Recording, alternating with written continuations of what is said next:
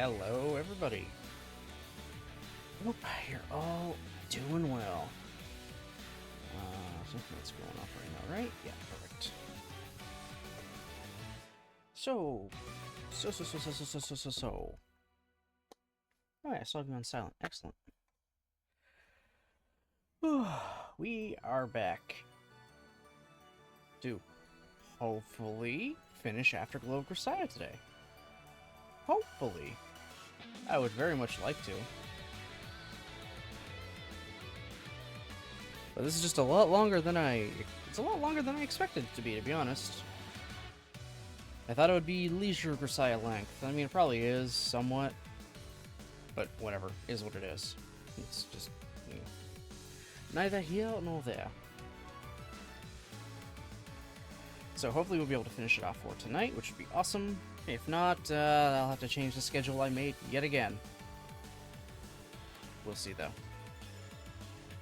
So, to briefly recap the stuff that happened so far in Afterglow. It started off with a taxi driver's perspective of Yuji going to one of his jobs. This guy is constantly hired by the same company, you know, Grisaia, to just pick up and drop off people or packages, so he kind of knows what's going on here. And is both somewhat surprised, but not surprised at how young the guy in his back seat is, and actually a little impressed that this is supposed to be this well-known, agent. Yeah, we find out later, it was supposed to be Asuko that went, but she was asleep, so Yuji went in her place.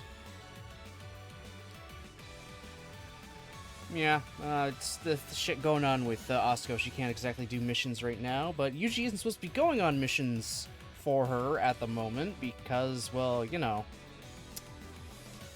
he's not licensed yet. He hasn't gone through the entire thing in America from Labyrinth yet. That's where this takes place. This takes place before his Marine training arc in America. So JB shows up and kind of gives them both shit, mostly Asuko shit. And we left off with basically Yuji kind of sort of apologizing. He's trying to be nice to JB right now, so we kind of left off there with yeah.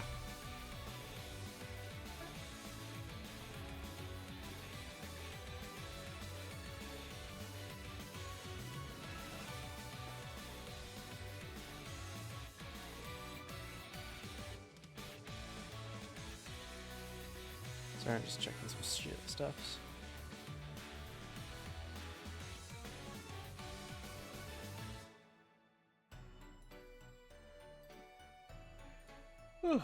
Yeah, so that's just kind of where we left off. We're just kind of being nice to JB for once, because, good lord, that woman goes through so goddamn much. Surprisingly, it gave us a choice of what to say, and I went with the one that he said that he's going to try to drive her to go with anyway. Which was just kind of like answer her question with a question kind of thing. I don't know, it was weird. Well, not weird, it's like, okay. Don't give me the choice if he says right beforehand, yeah, no matter what she answers with, I'm going to try to lead her toward this option. Also, Yuji is voice acted, so I don't have to do that part. I only have to do the narration part, which is awesome.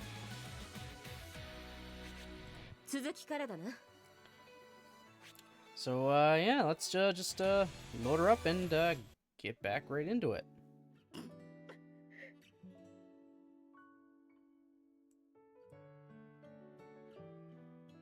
Also, we had our, you know, we had our requisite fan service of Asuko in a bath and then pulling JB into it with her. We had requisite fan service. Anyway, let's just proceed. And hopefully be able to finish this off tonight. So let me, everything you guys should be hearing right now. Yeah, I see the thing going.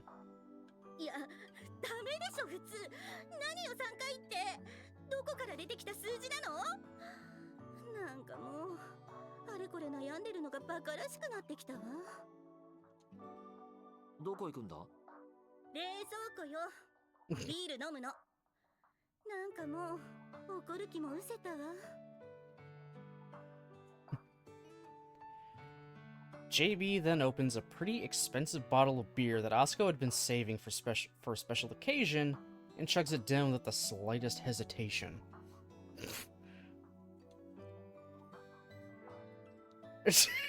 I can't really yell right now, unfortunately, guys.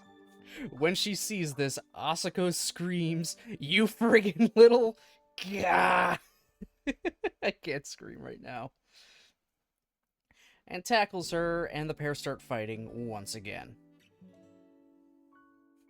They look almost like two kid sisters fighting over who gets to eat the last pudding in the fridge. When they get like that, there's nothing I can do. I tell them I'm going to sleep and get into bed. The next morning, things are back to normal between them, and they're both clutching their heads in pain. Oh yeah, hangover.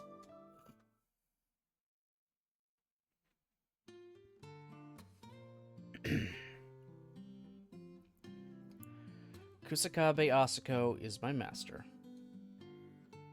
Although we're like family, she's neither my mother nor my elder sister, and nor, of course, is she my father. So the best label to give her is Master. When I was a kid, Kusakabe Asuko's presence was a given. I called her Master without a single doubt. As far as I was concerned, she was a woman more than worthy of my respect. Of course, my respect for her hasn't changed. However, with age, I've also come to see her flaws, and sometimes find myself questioning her behavior. For example, her remarkable approach to paperwork. As you can easily tell from her manner of speech and her appearance, desk work is not Kusakabe Asuko's forte. Though she tends to work in the field, she still has to do paperwork, like filling out reports and request forms. When my master is faced with these tasks, she suddenly becomes sluggish. I mean, no one likes doing paperwork, are you kidding me? She hides overdue reports under her desk and her bed. It's the sort of childish evasiveness you might expect from a prepubescent kid. If her case officer tells her off, she'll reluctantly make a start on her paperwork. She stares at it like an elementary school kid staring at a blank sheet of homework under the close gaze of a parent at the end of summer. I am so glad that's just not a thing in Canada, and I'm pretty sure also the US. Summer homework? Could you imagine you're off for a little while, but you're given homework over the break that you have to complete and hand back in? But that's also because the Japanese school year is different from ours. Let's see, hold on. Japanese school year. Yeah, their school year begins in April and ends in March. Yeah. Yeah, that's their school year. Starts in April, ends in March. And their summer break is still 6 weeks. But their summer break is literally partway through, the school year. It's not like you're just off from school and then it's the next grade kind of thing, like over here. It's very different over there, obviously. I mean, Canada, North America is supposed to be you're off in the summer because that's like, prime harvest season, stuff like that. You want to be off for that. But we don't really do that much anymore.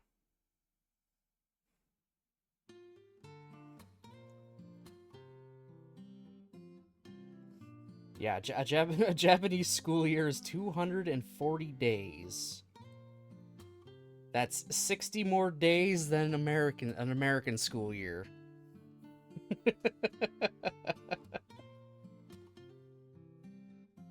Yeah, it's a little nutty.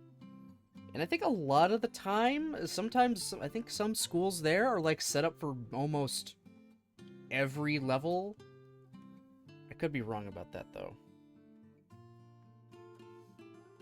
Like, stuff like, it's got elementary, and then you'll move to a different part of the building for, like, middle school, so to speak, and then beyond that could potentially have the high school. If not, that'll be its own separate thing, but space is a virtue in Japan, so if they can keep it kind of all together, they will.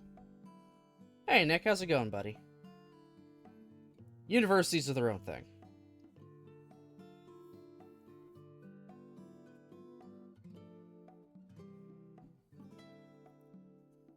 But, yeah. So yeah, between school years, there's really not that much of a break, to be perfectly honest, technically. Because you get a bunch of breaks in between semesters, I'm pretty sure. And, you know, the standard winter and summer breaks. But I'm pretty sure they line those up so it's just like between semesters.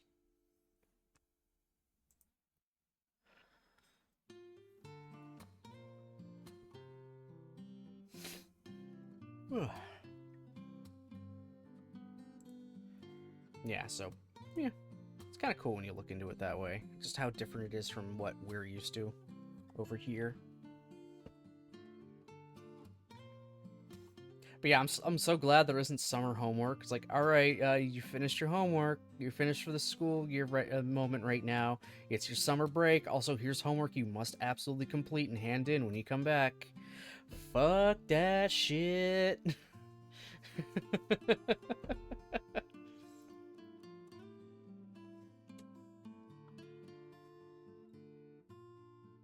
And when she makes a start on it, she looks like a toddler, shifting food around on her plate and refusing to actually eat it. Every time I've had to bear witness to this, I've been brought to the brink of tears by a feeling I just can't describe. I don't ever want to see my master like that. If you don't want to see something, you don't have to look at it. That way, you can shield yourself from all the crap in the world. I wonder how many people would look at me funny for ignoring this most basic of solutions.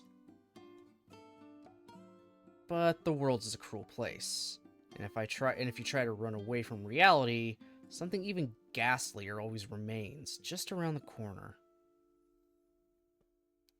That something could be even more frightening than JB, and even more persistent than Sirs.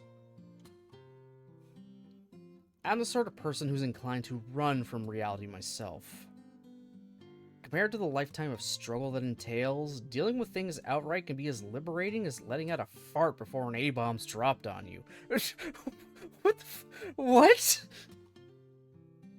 What the fuck? What the fuck kind of simile is that?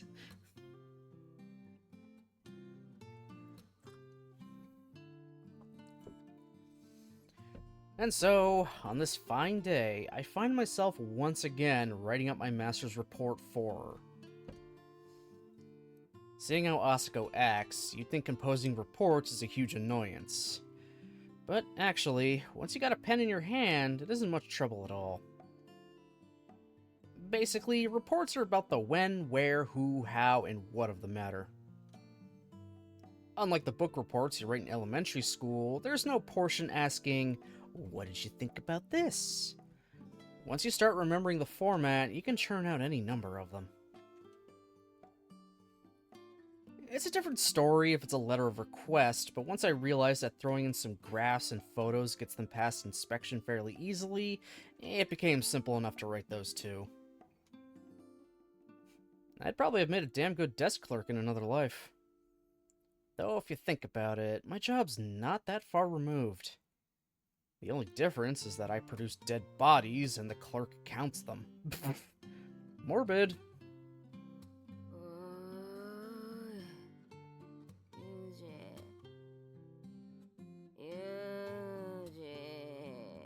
She's got another hangover. A voice echoing from the depths of hell prompts me to look up from the report and check my watch. 11:09 a.m. Asako usually wakes up around this time when she doesn't have work. Good lord, I can't even imagine sleeping until 11 anymore. I know I used to do it at some point. That was actually really bad. Now for day offs, I kind of push it to wake up at 6. That's my push it now. Unless I'm feeling like absolute crap. Oh, it just depends on the day, but usually 5, 6 o'clock I am awake. Regardless. Usually. おはよう、朝子。水くれ水。頭の中がギシギシする。Yeah, no shit. I'm already used to her morning ritual. She throws herself lazily on the couch after waking up, holding her head in her hands and looking to the heavens. I stop writing, get up, and go to the kitchen, grabbing a 2-liter bottle of room temp water for Asako. お、すまん。 Asako takes it and gulps the water down directly from the bottle.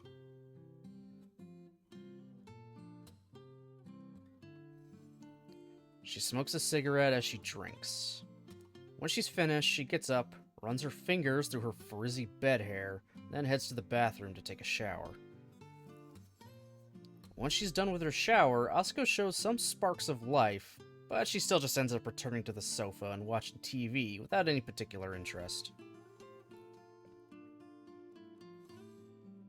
After watching television for a good 30 minutes, she finally starts to get a little more active.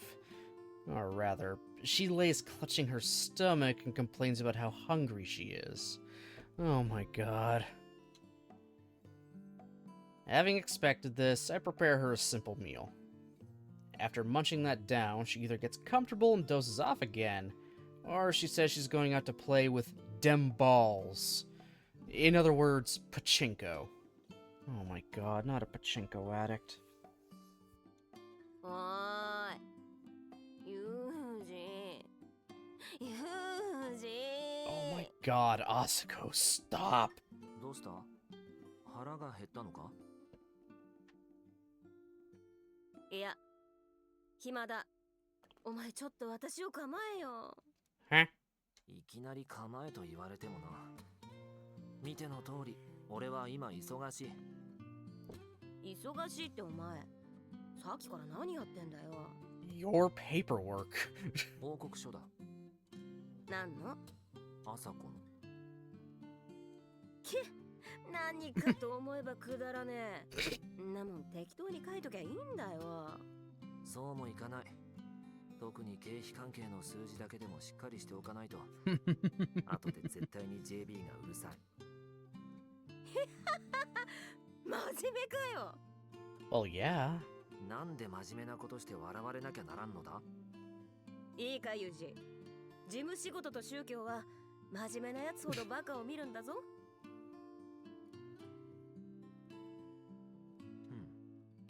いや、そうでもないだろう。真面目なやつは信用って武器を持っている。危ねえ、信じるとこだった。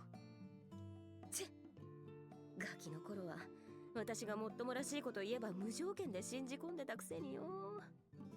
可愛くねえ知恵をつけやがって。JB の影響か？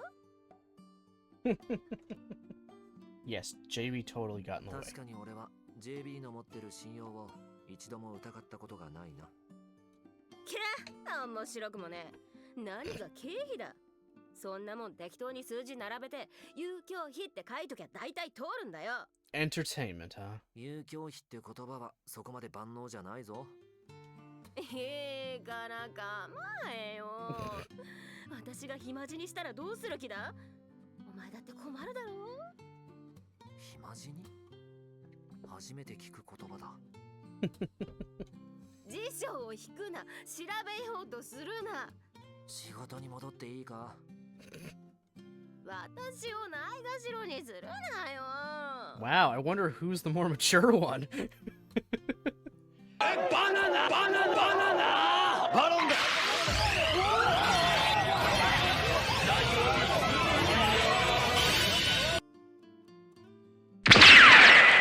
Hey Jake, thanks for the 9-month resub and thanks for the 69 bits.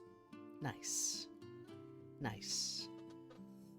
Thank you, thank you. You're doing well, man.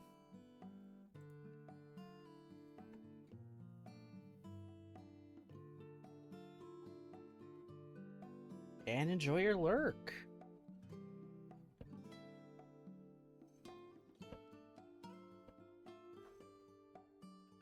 This is your work in the first place, Asuko.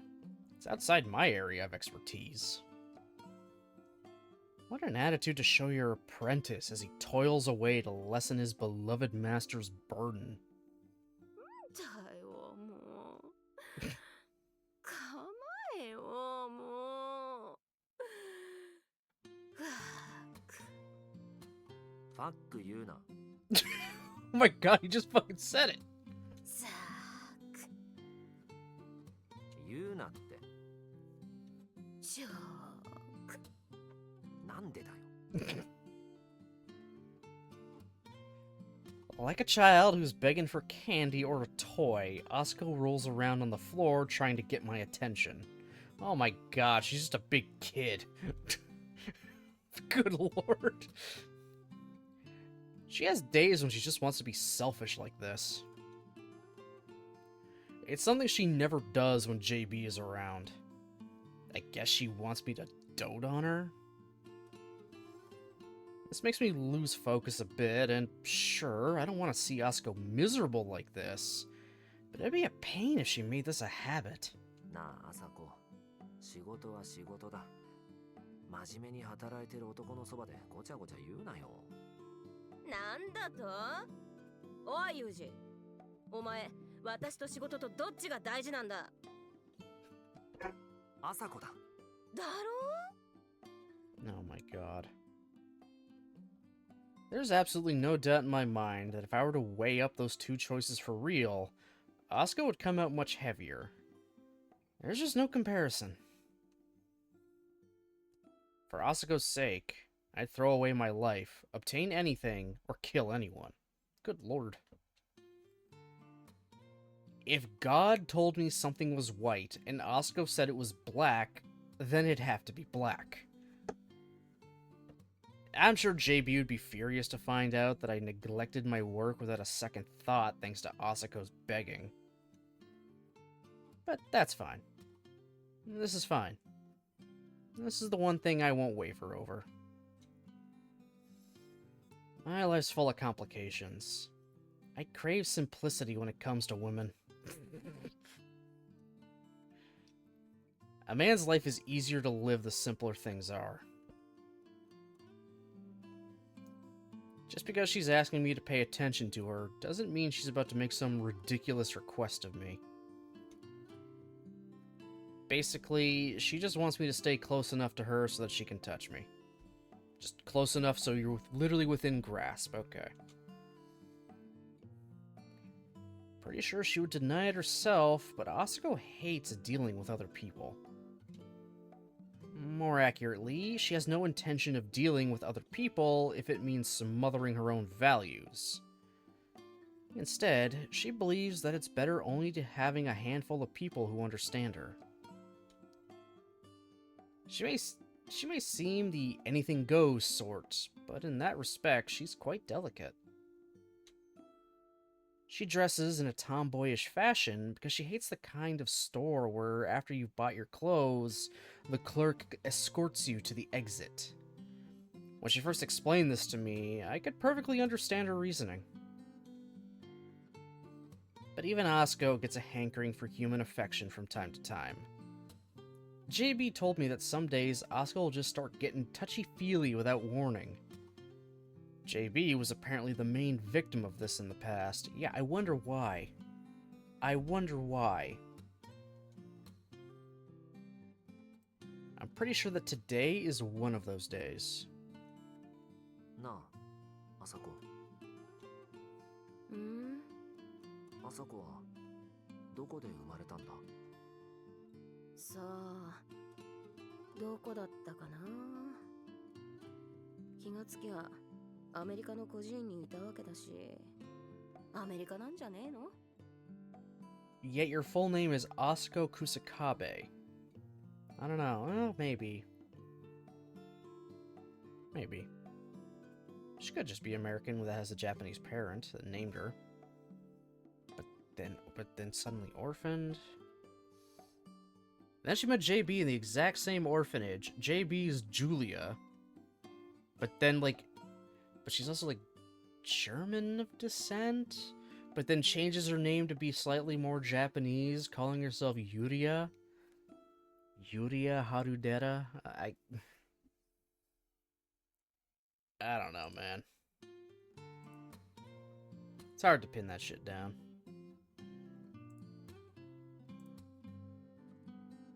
両親はさあな。知ってたらとっくにぶん殴りに行ってる。覚えてないのか。羨ましいだろ。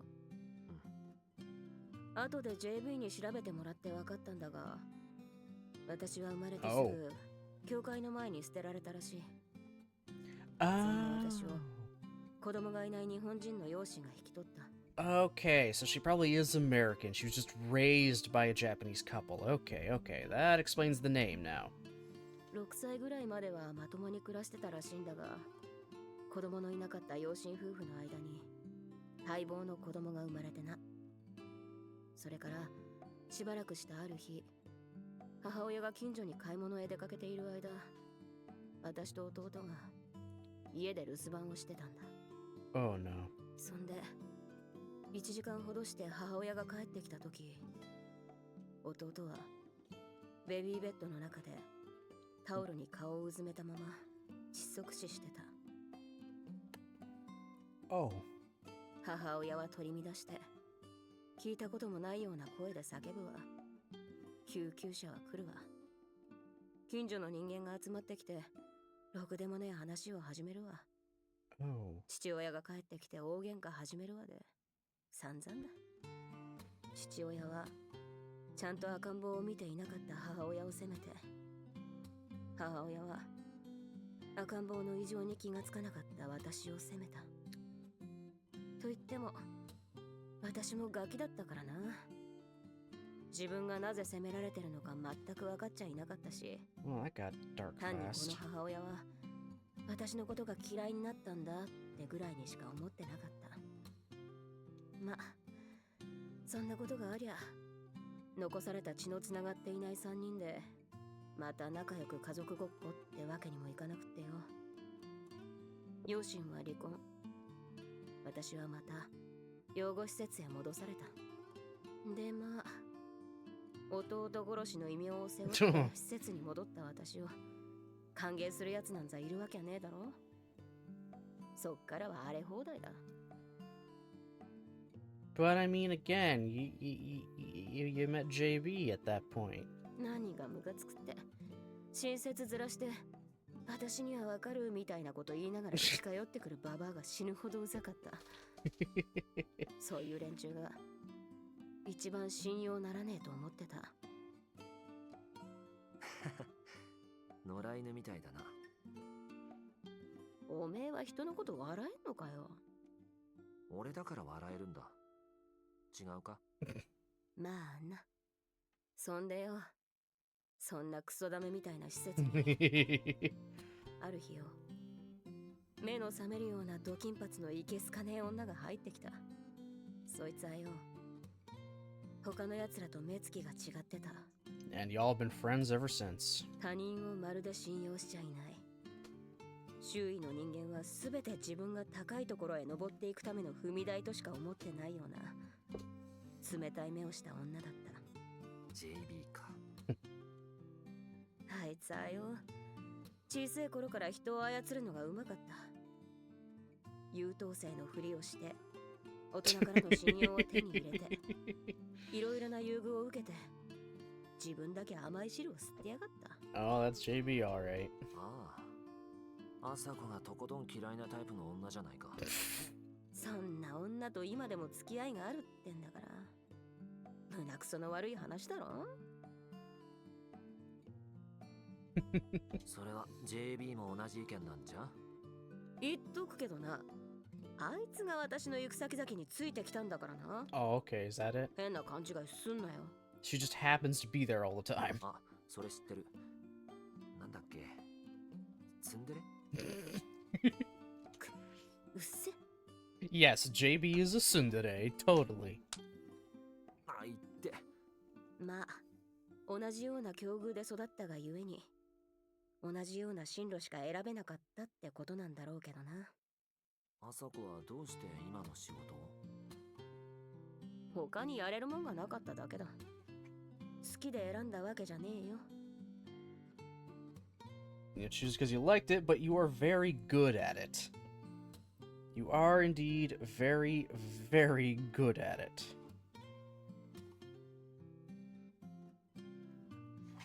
それでもきっかけみたいなものはあったんだろう？きっかけっていうか、まあ、お前と同じだ。私にも師匠がいて、拾われて育てられた。Asuka spin-off game?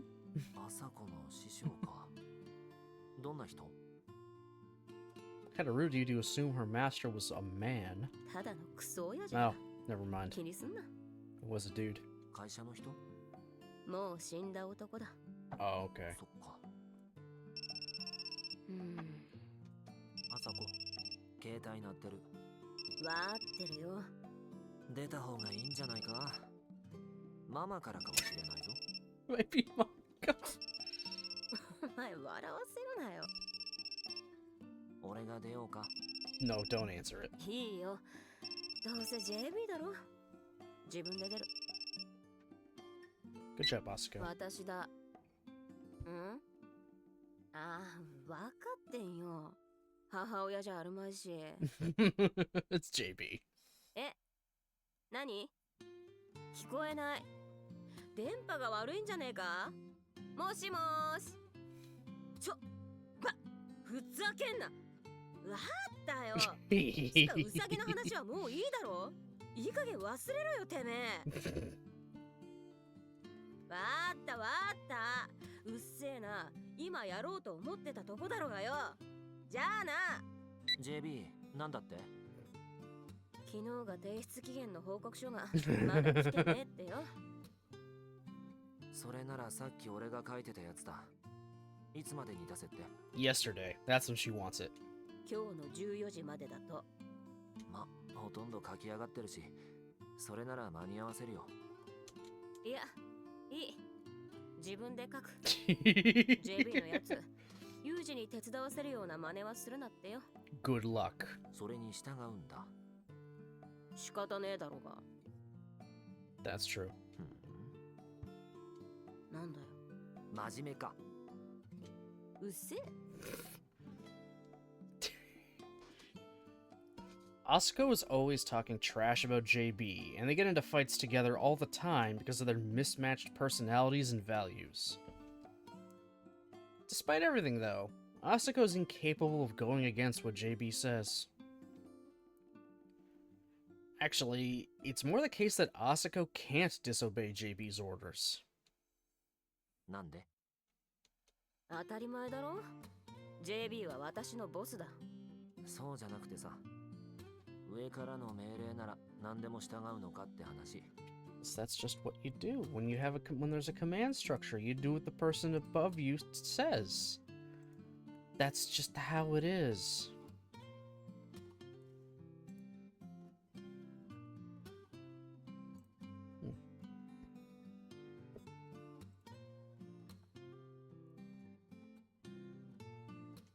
お前さ、私が JB 以外のやつからの命令。Oh, never 従 mind. ってるとこ見たことあるか？ Just JB. She just listens to JB. ああ、ないな。だろ？つまりはそういうことだ。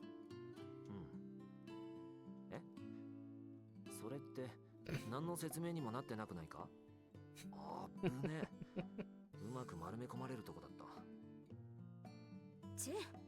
それと、さっきのウサギってなんだ？ウサギ？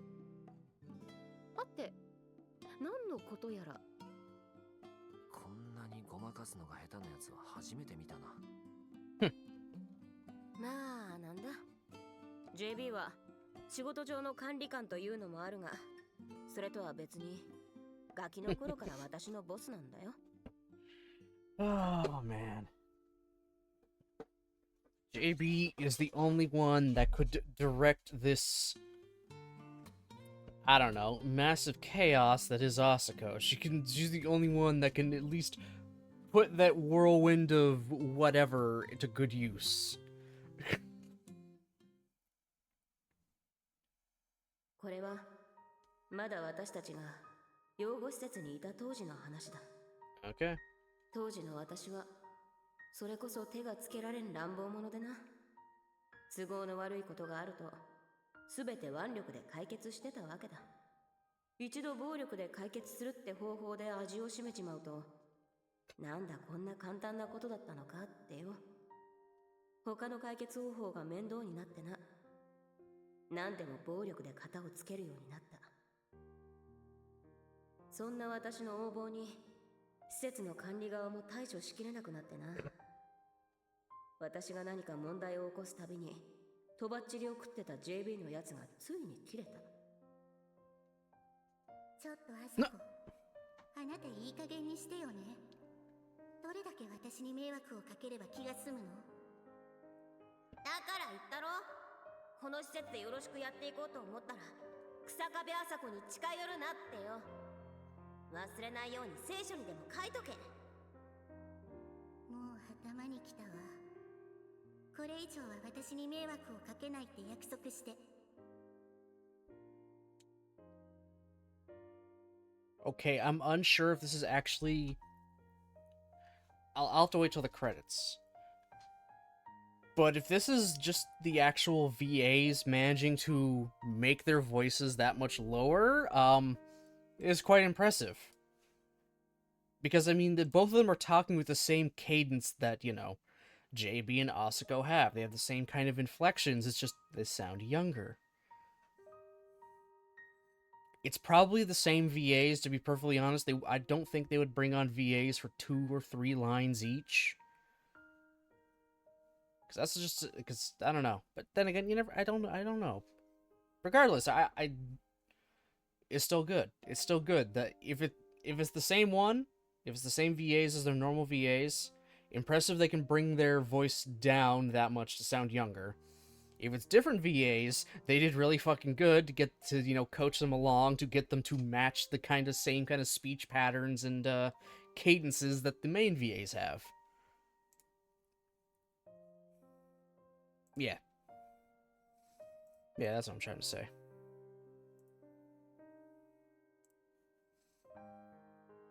But it's probably the same VAs. More than likely the same VAs. そいつは無理な相談だ。私は生きてりゃ必ず誰かに迷惑をかける。私はそういう生き物なんだよ。それはあなたが下手くそな生き方をしてるからよ。私の言う通りにしなさい。そうすればもっと上手に生きられるようにしてあげる。何様気取りだってね。文句があるならかかってこい。私に勝てたらお前の言うことを聞いてやるぜ。舐められたものね。どうした？いつでもいいぞ。かかってこい。Come at me, bro. 先に殴らせてやろうか。ほれほ。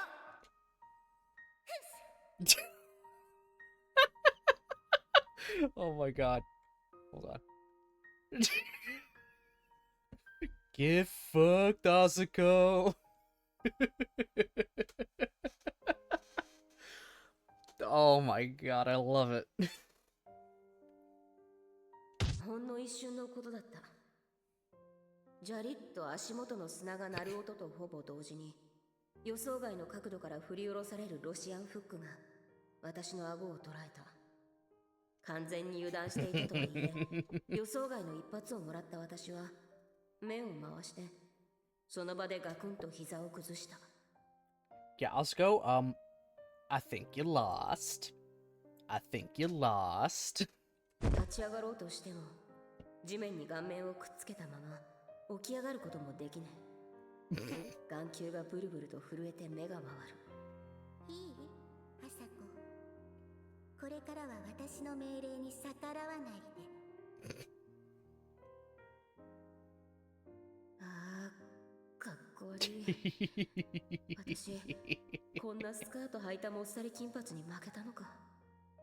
私は一番負けちゃいかんやつに負けたんだって思ったら惨めだよ。悔しくてボロボロ泣いたぜ。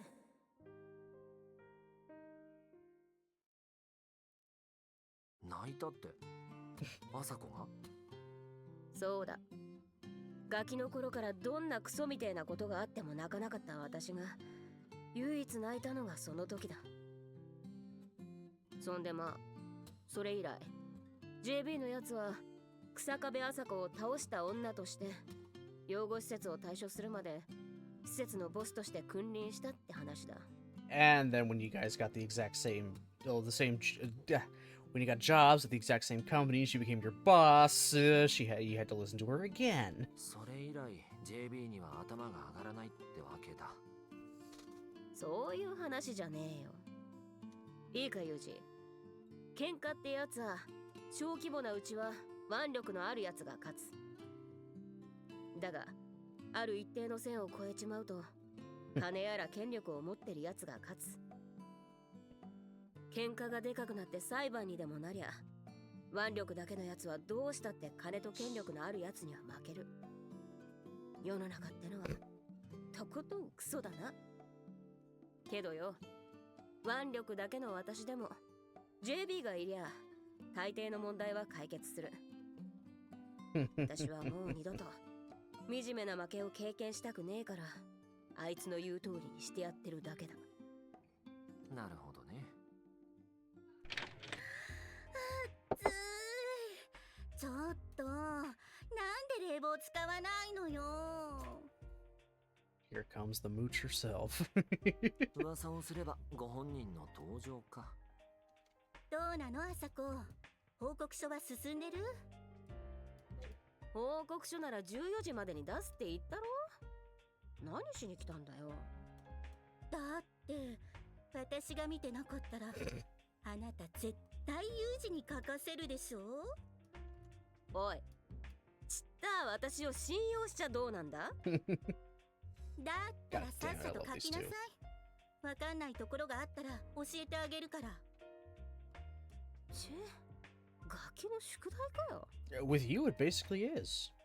ガキの方が物分かりいいわよ。いいから書く。へいへい。暑い。エアコン入れるわよ。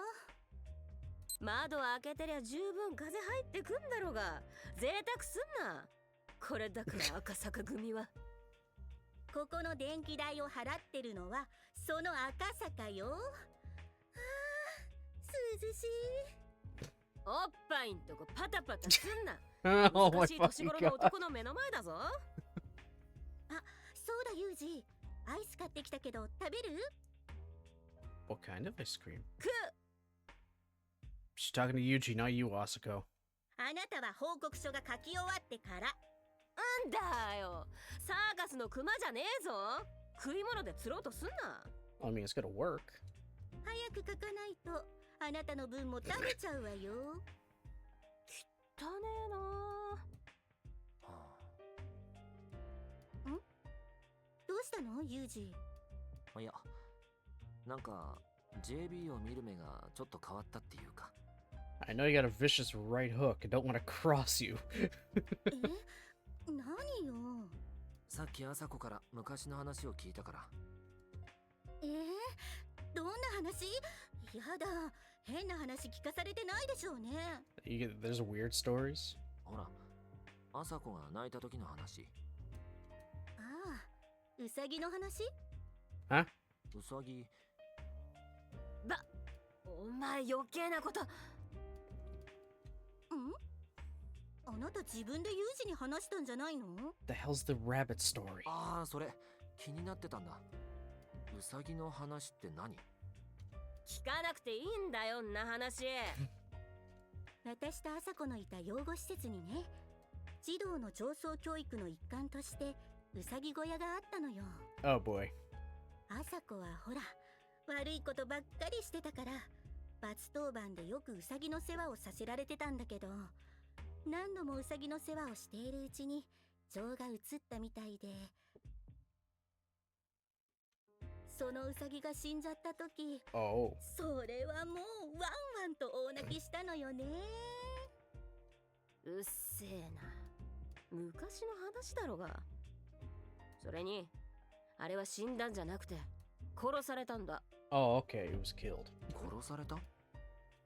ほら、朝子って施設では憎まれっ子だったから、朝子に喧嘩で任された悪ガキがその腹いせにってウサギの飲み水に殺素剤を混ぜたのよ。 Oh, that's fucked up. Who does that to an innocent rabbit? あんの野郎、今思い出しても腹が立つぜ。犯人は分かったんだ。殺素剤が保管されてる倉庫に入れる人間は限られてたしね。ちょっと調べたらすぐに分かったわ。その後大変だったのよ。犯人が誰か分かった時の朝子ってば、 Oh そ my いつも god. 同じ目に合わせてやるって、もう大騒ぎ。 Yeah, I could believe she'd probably try and actually take the rat poison and just shove it down the kid's throat. 一応施設の管理側にも犯人が誰か報告はしたんだけど、当の犯人の子が俺は知らない、やってないの繰り返しで、朝子は法で裁けないなら私があの野郎をぶっ殺すって聞かないし、養護施設内で殺人なんて起きたら Oh さ my すがに god. 私でもかばいきれないし、必死で止めたわよ。 JB, I don't know how you put up with her for this long. I don't know how you put up with her for this long. よく朝子が我慢したな。そいつも JB のおかげで命拾いしたな。去年死んだけどね。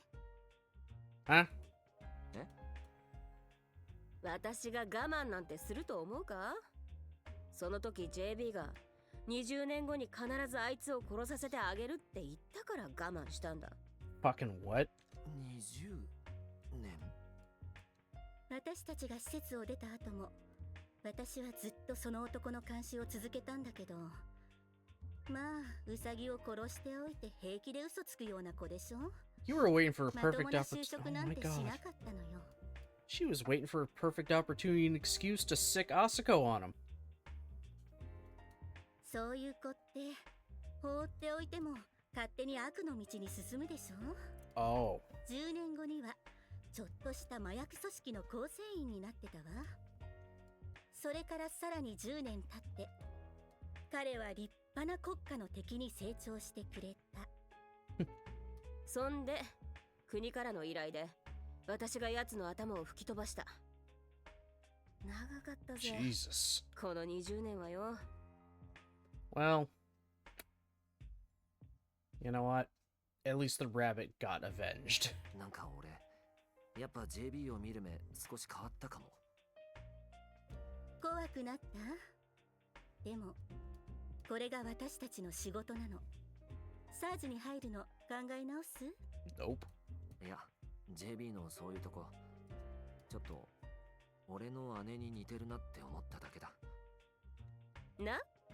ユージ、これで分かったろ？直接引き金を引かねえってだけで JB だって十分薄汚ねえ仕事してんだ。あんまこの女におかしな幻想を抱くんじゃねえぞ。 Yeah, don't want to cross JB. Don't want to cross JB. 何よそれ、失礼しちゃうわね。いや、俺だって JB をただのちょろいもっさり金髪だとは思ってないよ。あなたそれは本当に失礼よ。私ちょろくないから。分かってるよ、ジュリア。ちょろっちょろじゃねえか。名前呼ばれただけで赤くなんな。 She doesn't have to tell me that. I already know. In this cozy environment, I sometimes forget that the work these two do prevents them from leading normal lives. And now that applies to me too. I don't have the right to live a normal, peaceful life anymore. That's why, at the very least, I want to work hard in the shadows to protect the people who do live normal, peaceful lives, without them ever noticing. It's not like I believe that doing that will earn me forgiveness for anything, from you.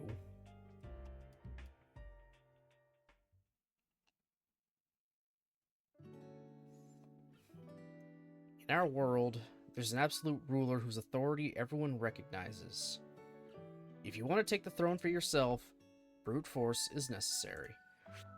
セーブだ。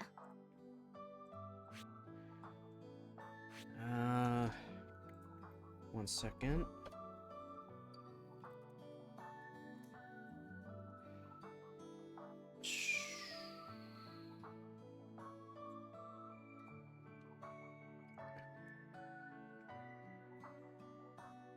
Oh, okay, we're past the halfway point. I'm just looking at the titles of the chapters. And, yeah, we're past the halfway point, so cool. Cool, cool. And within the first half hour, too, even better.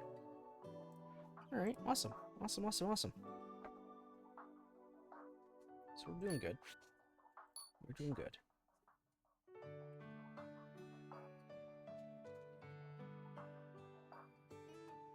You can only take the throne by force.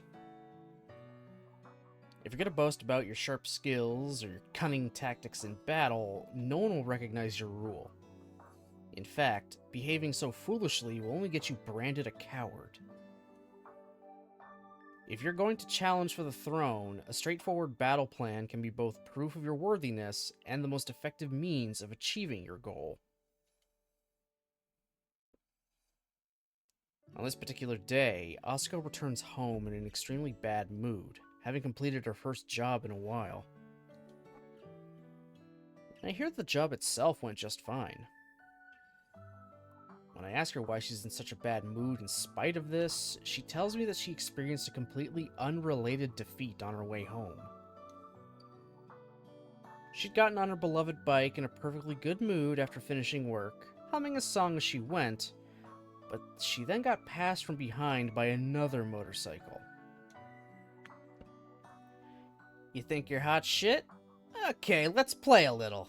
Appears to be what she was thinking as she went after them full throttle. However, she couldn't narrow the distance between them.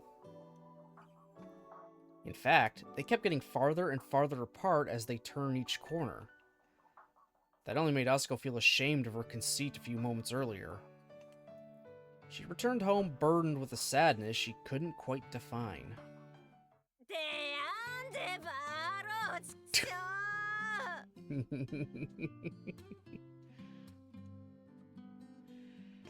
Apparently, she was very frustrated to be defeated like that. After tossing off her helmet and jacket, she starts rolling around on the floor. Oh my god, she really is just a big child. 何？随分と荒れてるわね。仕事の帰りに湾岸で 9R にぶっちぎられたんだとさ。9R？ ほら、川崎の最後のマジック9。Not Kawasaki, Kawataki. 何それ？バイクなの？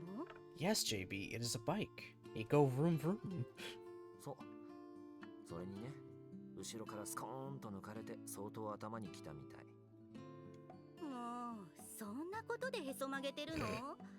朝子、あんた年を考えなさいよ。子供じゃあるまいし。うるせえ。パワーでもテクでもね、タイヤで負けたんだ。Oh, tires, huh? アホみてえに高いタイヤ履いてやる。覚えてろ。次は絶対負けねえ。Is that really the excuse you're going with? I lost because my tires. I lost because my tires. お水でエンジン冷やしてりゃ偉いってもんじゃねえぞ。ガオー。Ooh. ガオって、そんなに悔しいなら車に乗ればいいのに。はあ？例えば私の車なら 3600cc の V8 だし、相手のオートバイがどう頑張っても絶対に負けないわよ。ああ、説明するのもバカらしい。これだから乗らないやつは。乗らなくてもわかるわよ。タイヤの数もピストンの数も倍なのよ。That's true. だいたいあなただって一応女なのよ。止まったら自立していられないような乗り物なんか乗るのやめなさいよ。JB, what's the logic there? オートバイなんて高校生のギターと同じで理性を意識して手を出す一過性の熱病的な存在なんだから。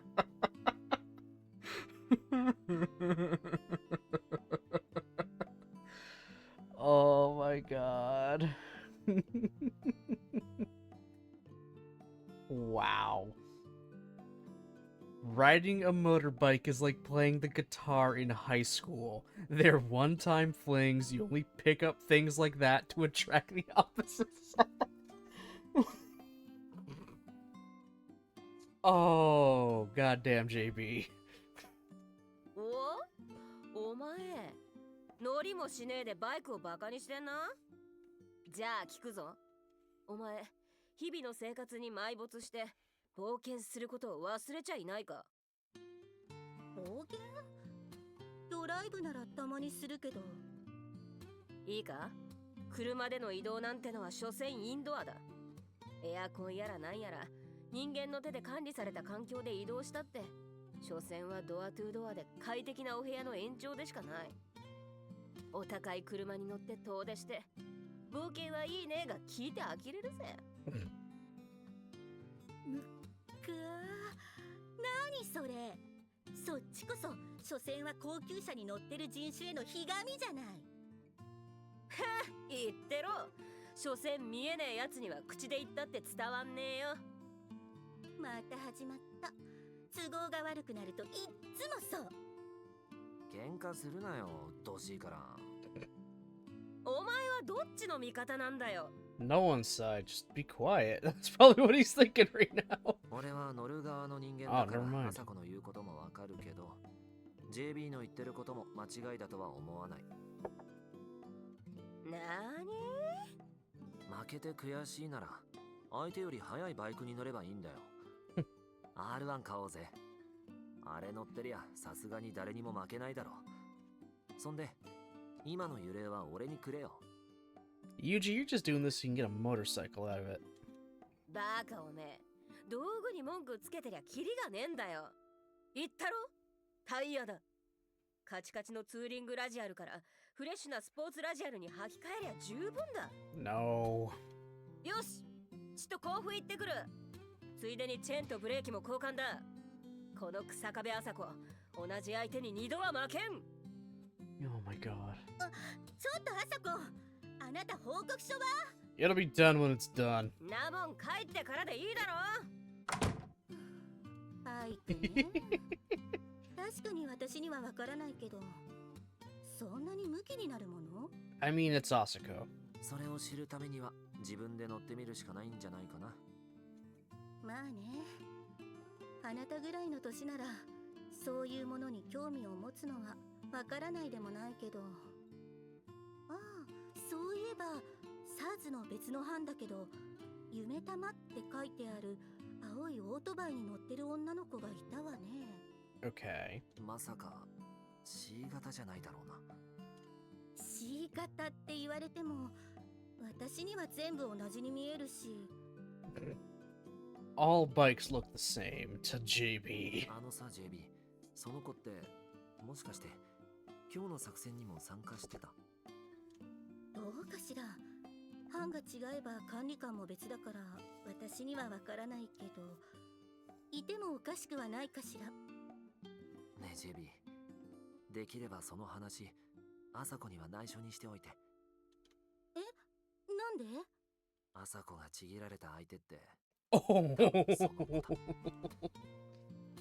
ああ、まあ確かにバレたら面倒なことになりそうね。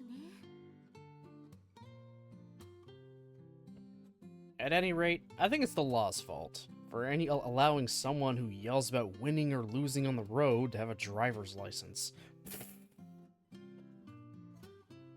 Getting a hold of some of such credentials is very difficult for someone like me. Even if my birthplace and roots were clearer, making it easier for me to get qualified, it's not that simple when your past is troublesome as mine. I need to go abroad to get all my credentials, whether it's my driver's license or the license I need to do work for SIRS domestically. Asako laughed at me for this. She said I was like an import car that still had left-hand drive. Even though these same foreign models are sold officially within Japan, if you want a car with left-hand drive, you have to go through the annoying procedure of registering the vehicle before importing it. Becoming a SIRS agent is easy enough, But staying in the job is another story. This is a story I heard from my forerunner, who fought throughout the chaos of the Showa era, before SIRS had even been formed. It's a story I was told after overcoming many trials and receiving a license to work for SIRS in Japan.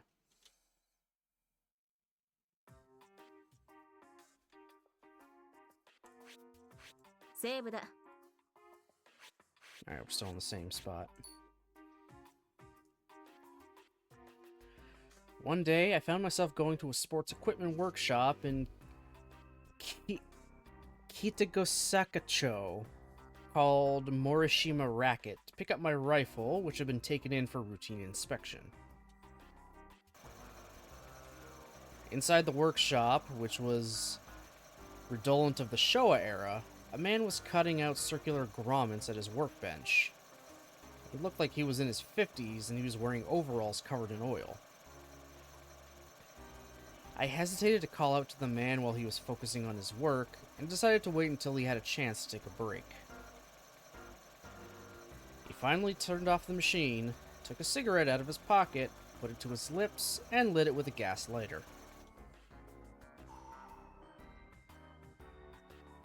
They gave this guy a full-on model? ごめんください。なんでお前どこから入ってきやがった The front door. 入り口からなんだ何の用だ I'm here to pick up work. 今日おもちゃ取りに来るって連絡入ってるはずだけど。おもちゃだあ、そういうことはお前その年で日の丸の飼い犬か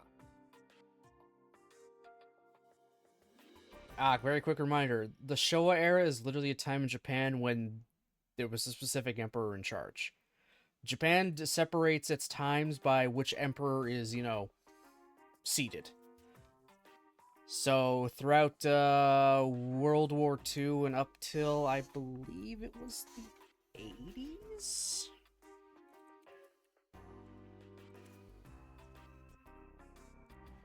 When was it? Okay, so from 1926 to 1989, it was the Showa era, with Emperor Showa, or Hirohito, was the one who was in charge of Japan. After that, his son took over, and his son, who had fairly recently gave up the throne, was the emperor of the Heisei era, which was from, the 1989 to 2019. And now his son is the new emperor, and he's the emperor of what is now known as the Reiwa era. So all of the emperors, after they pass on, after they die and whatnot, they will be posthumously renamed to whatever their era is. So Emperor Hirohito was posthumously renamed Emperor Showa. When his son Akihito dies, he will be posthumously renamed to Emperor Heisei. And when his son, Naruhito, dies, he will be posthumously renamed Emperor Reiwa. And then whatever his son, presumably whatever his son takes over, and whatever they call the era then, that's what his name will be upon his death. So it's kind of cool. There is supposed to be a specific way you're supposed to refer to all of the different emperors if you're a foreigner and whatnot, but I just can't remember what it is right now. So me just calling them by their actual name is technically incorrect, but I don't know what the proper thing is for that. But that's the gist of it when it comes to the Japanese emperors. When they die, they're posthumously renamed to whatever their era is.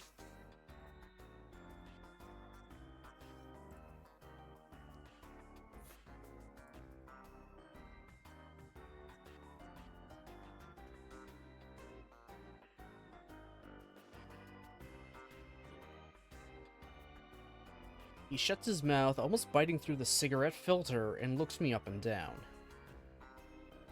Having expelled the smoke through his nose with a puff, he looks me straight in the eye like I was nothing more than an insignificant little bug. 嫌な面してやがんなてめえは。今日はビジネス用の顔できたからね。休みの日はもう少し可愛いよ。 Nice little fun fact, when I did my 2-week trip to Japan, I was actually there for the last and first days of the Heisei era and the Reiwa era.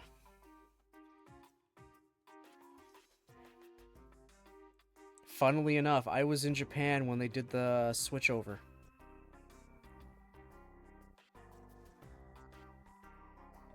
I'm pretty sure, at least. Should have been. Or no. Was I? I thought I was. I thought we were.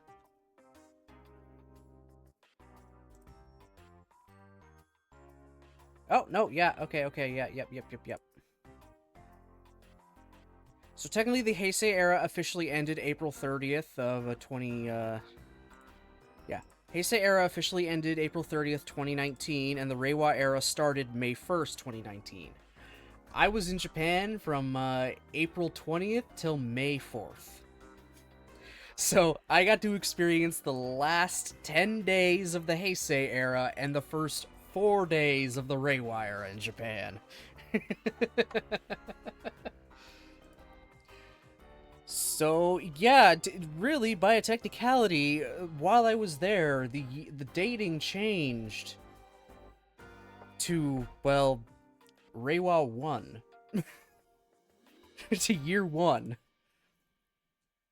From year... Oh, wow, he was actually emperor for 30 years. Actually 30 years.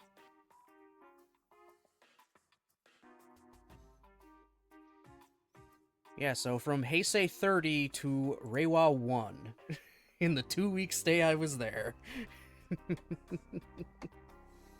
So that's kind of cool. That's just something I'm always going to kind of remember. I was in the country when their calendar and emperors changed.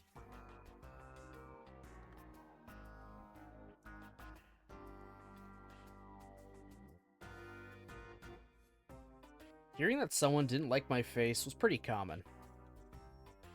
I was told that sort of thing a lot during my time in Oslo's school and army, and I always retorted, "We're not working with our faces." Just in my mind, of course.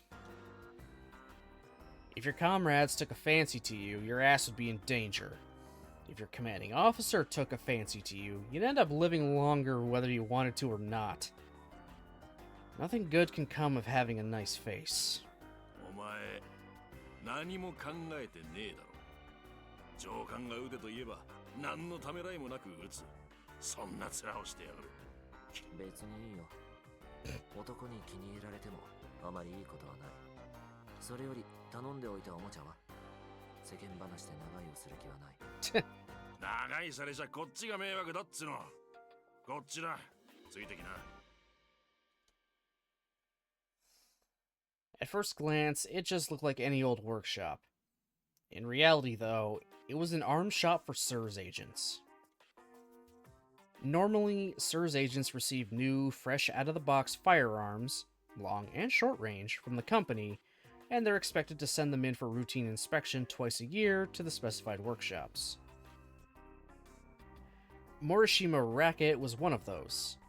Although it was originally a factory that manufactured FRMP rackets for tennis, etc., as its name would suggest, as the business expanded, it began to accept orders for sporting rifles too.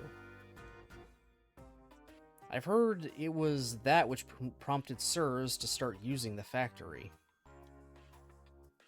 After walking through a tunnel hidden beneath the portable office in the workshop, we went down into a brick-built basement that looked as if it had been constructed during the war. It smelt of working men's sweat. Oof. Ooh, nice little shop. When the man turned an old switch on the wall that looked to be made of bakelite, the ceiling lamps illuminated the room and the giant ventilation fan began spinning. Like he was using the ventilation fan as an excuse, the man took a new cigarette out of his pocket and began smoking again. こいつが頼まれてたおもちゃだ。確認しな。都合の悪いところがあったら今調整する。I reach out for the familiar gun case and quickly change the number on the lock to 9029 so that I could check the contents.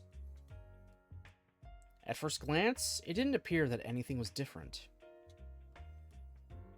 The scratches from overuse on the gun stock were still there. However, when I picked it up and tested the bolt, it felt obviously different. Any warping or wear, any creakiness or clattering of joints, it had all been fixed.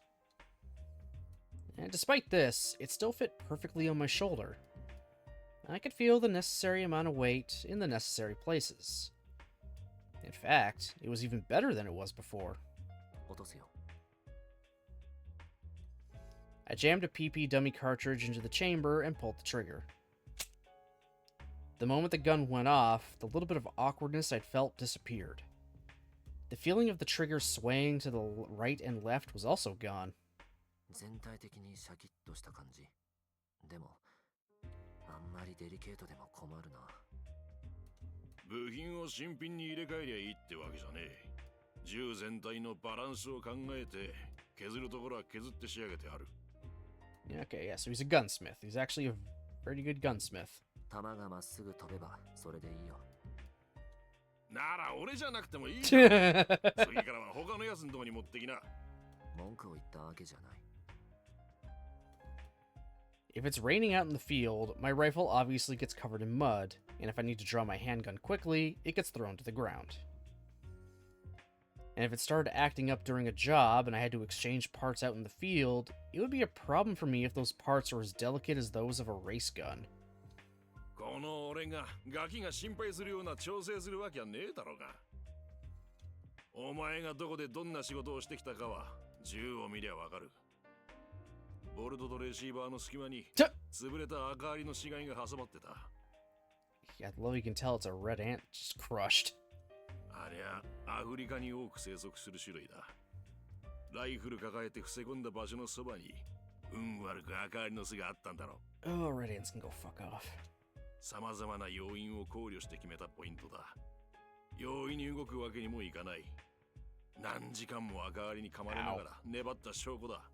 Ouch. 9時間粘った。スコープのリングにライフルの弾がかすった跡もある。スナイパー同士で撃ち合ったこともあるな。あるね。こりゃ相当肝の座ったやつが受け取りに来ると思ってりゃ。まさかお前みたいなガキが来るとはな。Saying this, the man took out another cigarette and lit it. タバコあ？吸いすぎじゃない？うるせえや。俺はタバコが吸えればそれで幸せなんだ。羨ましいか？ No. 自分の幸せが何なのかはっきりと分かってるのは、Oh. 確かに羨ましい。なあガキ。なんだいおっさん。朝子は元気でやってんのか？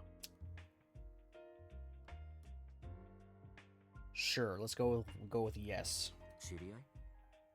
朝子が拾って育ててるガキってのはお前だろ。なんでそう思うの？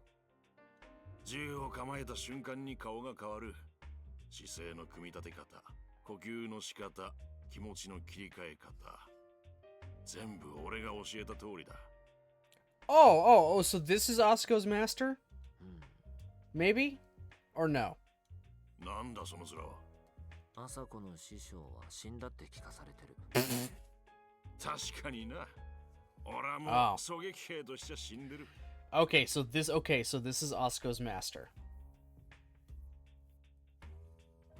I noticed it every time the man brought his cigarette to his mouth.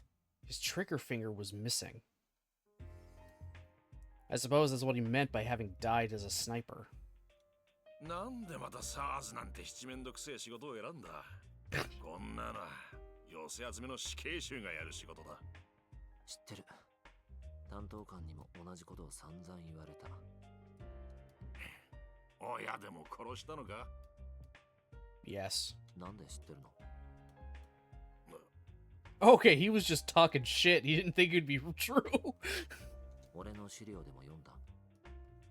マジかお前。あんたは誰を殺したんだ？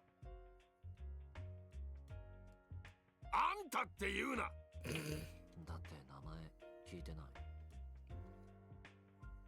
Because of the type of business this is, most of the people involved don't always want to reveal their names, so I didn't even think to ask. But this is like your grandmaster, okay? He's Asuko's master, so he's your master's master. Like, he's your master's master. Show him some respect.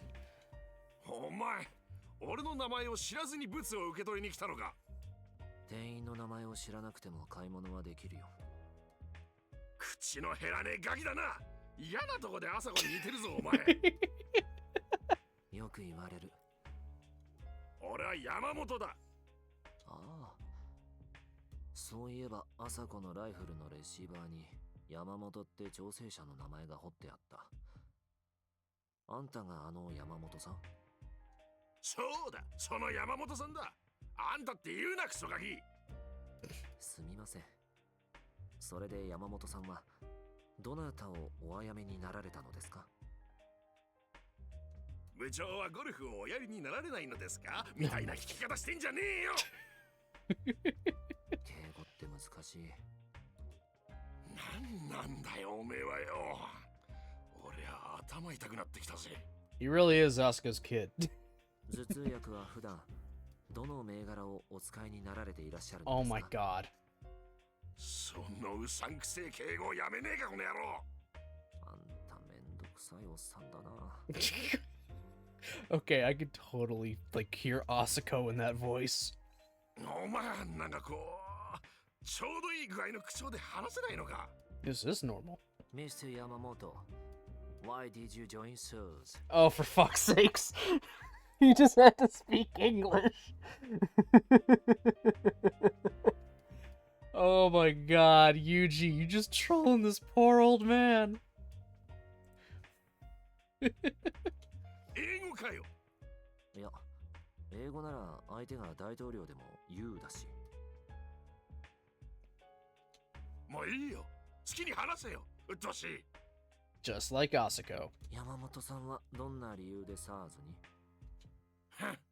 俺が現役でやってた頃は SARS なんてこじゃれた名前もなかったし、今ほどしっかりとした足場のある組織でもなかった。俺はもともとオリンピックの代表に選ばれるほどの競技ライフルの選手だったんだが、Oh. 人を殺してしまってな。誰を？嫁さんとその浮気相手。Oh. 男の嫉妬か。醜いな。お前真面目に俺の話聞く気あんのか？射距離は200メートル。 Jesus Christ, he literally sniped his wife? 大した距離じゃないな。おめえとは時代も違えば使った機材も違うっつの。つまりあれか。将来食っていけるかどうかも怪しいライフル野郎の将来に不安を抱えた嫁さんがどこぞの金持ったろくでなしと浮気してるのを知ってついカッとなった。Okay, no one in the heat of the moment pulls out a sniper rifle to shoot their wife and her lover 200 meters away. そうだよ。悪かったな。Okay, never mind. I guess he did. In the heat of the moment, he decided to go for a sniping spree. 犯行はアメリカで？よくわかったな。その後 SARS に拾われたってなるとアメリカかなって。まあ、お察しの通りだ。てめえの商売道具で人を2人もやっちまったとなりゃ、当然表舞台からは引きずり下ろされて、俺は投獄された。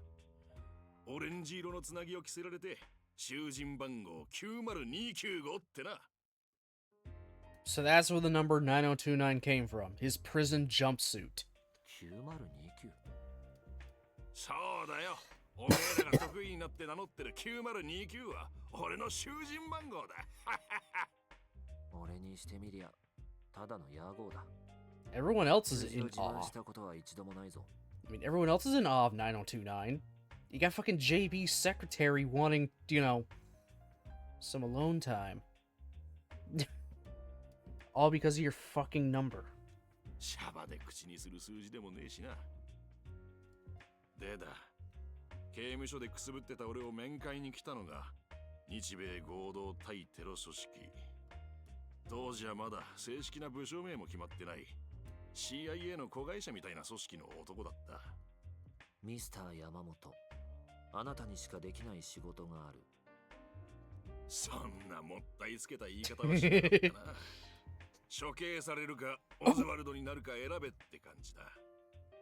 俺には選択権も拒否権もなかった。Either be executed or become a Lee Harvey Oz. Are you fucking kidding me? 俺は当然仕事を選んだ。同じ死ぬにしても檻の中で死ぬよりはマシだからな。檻から引きずり出された俺はノースカロライナの海兵隊基地へ送られて、そこで似たような境遇の連中数人と3ヶ月の訓練を受けた。訓練が終わればいきなり実戦だ。パナマにリビア、ドイツにも行かされて、言われるがまま言われた通りの人間を弾いた。Okay, so yeah, if they're talking about Oswald, this is post 1960s. 俺と同期で入った連中はドジを踏んだり政治的な理由で処刑されたりでみんな死んじまった。残ったのは俺9029号だけだ。 So 9029 became infamous because everyone else was supposed to die, but you kept sticking around.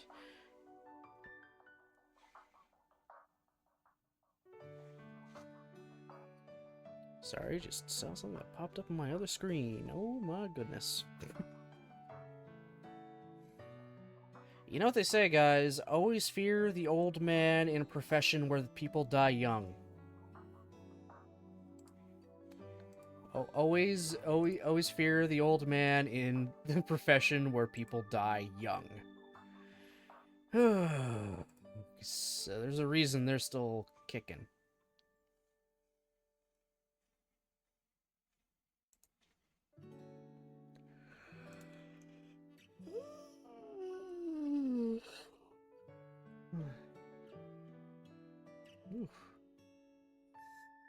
Sorry about the little yawn there.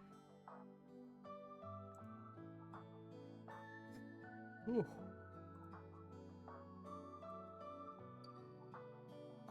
いっそ俺もどこかで失敗して死んじまえば楽だった。 Someone a sleepy boy? A little bit. Just a teeny weeny bit. How you doing, Mari? 今日はこいつを、明日はあいつを殺せってな。命令一つで東へ西へってよ。気が変にならないわけがねえ。 Oh, good lord. I mean, I woke up at my usual time, like 5, because I didn't turn my alarm off. And then I, like, you know, went back to bed for another hour or so. But, I don't know, I just always get really tired on my days off. Good, just made some dinner for Bailey and I. Ooh, what's for dinner? I'm doing pretty good. Been fairly productive. Laundry done, backyard mowed. Dogs have been good. Baloo's just being a whiny little bastard like usual. He's just whining for the sake of whining. But he eventually just kind of chills out. Eventually. I don't know. I feel like we give him enough attention.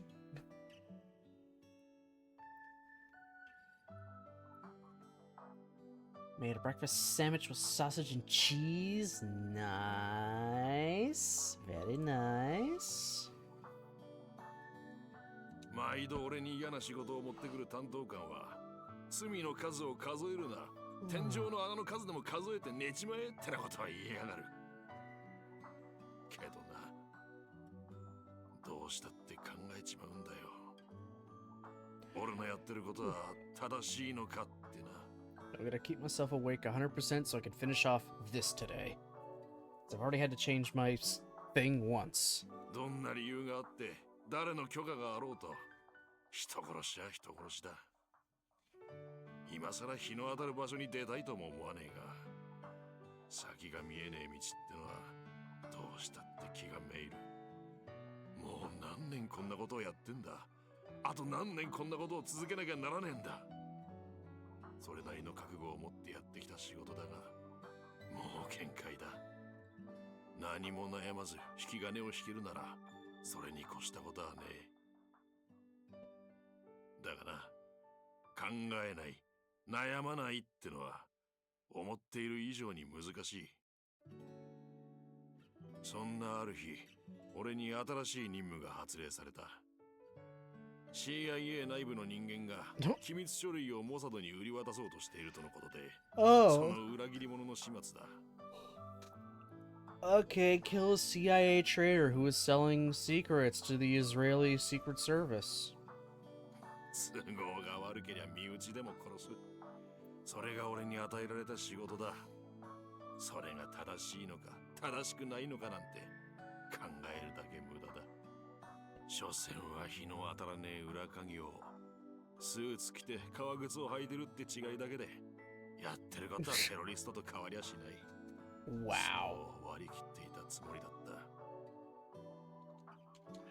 けどよ、その機密書類の受け渡しの現場にやってきた裏切り者ってのが知ってる顔だった。まあ知ってると言っても本部で何度か見かけたってくらいで話したこともねえ相手だったんだが、 Is that その瞬間 is that why he lost his finger? 狙撃ってやつは一瞬でも迷ったらもうダメだ。いくら集中して引き金に指を乗せていても当たらないでほしいって思いが勝っちまえば、もうどうしたって当たらない。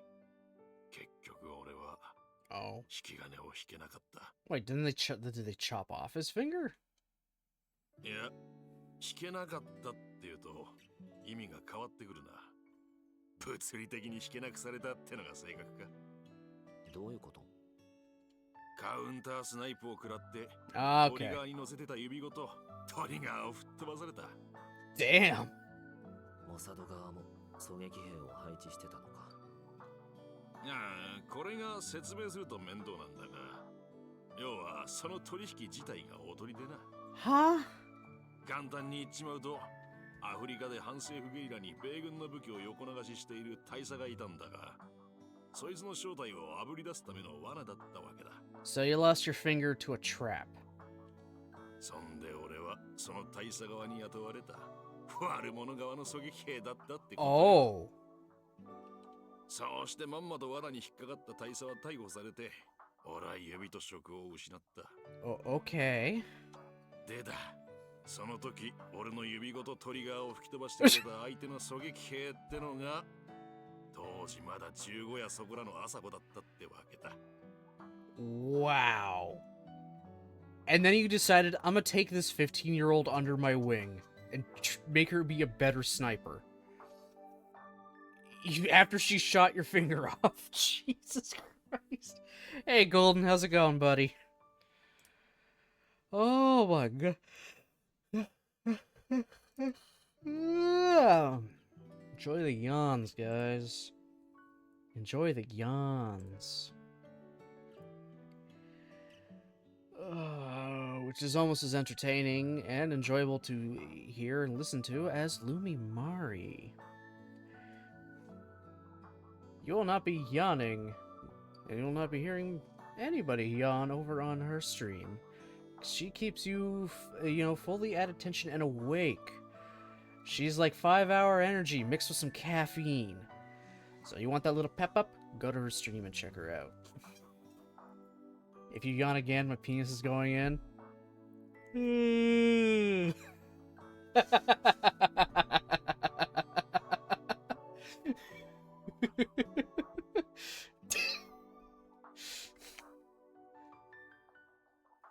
You're welcome, Mari.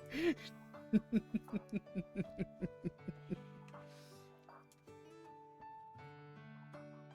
るほどね。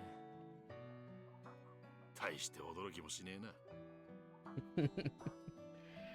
な。 I'm so behind clipping out the shoutouts. Like, I'm so behind. I have all the VODs, but I just haven't clipped it all out yet. I probably have enough for maybe 2 videos. I'm really behind, man. Oh, God. Get to it when I get to it.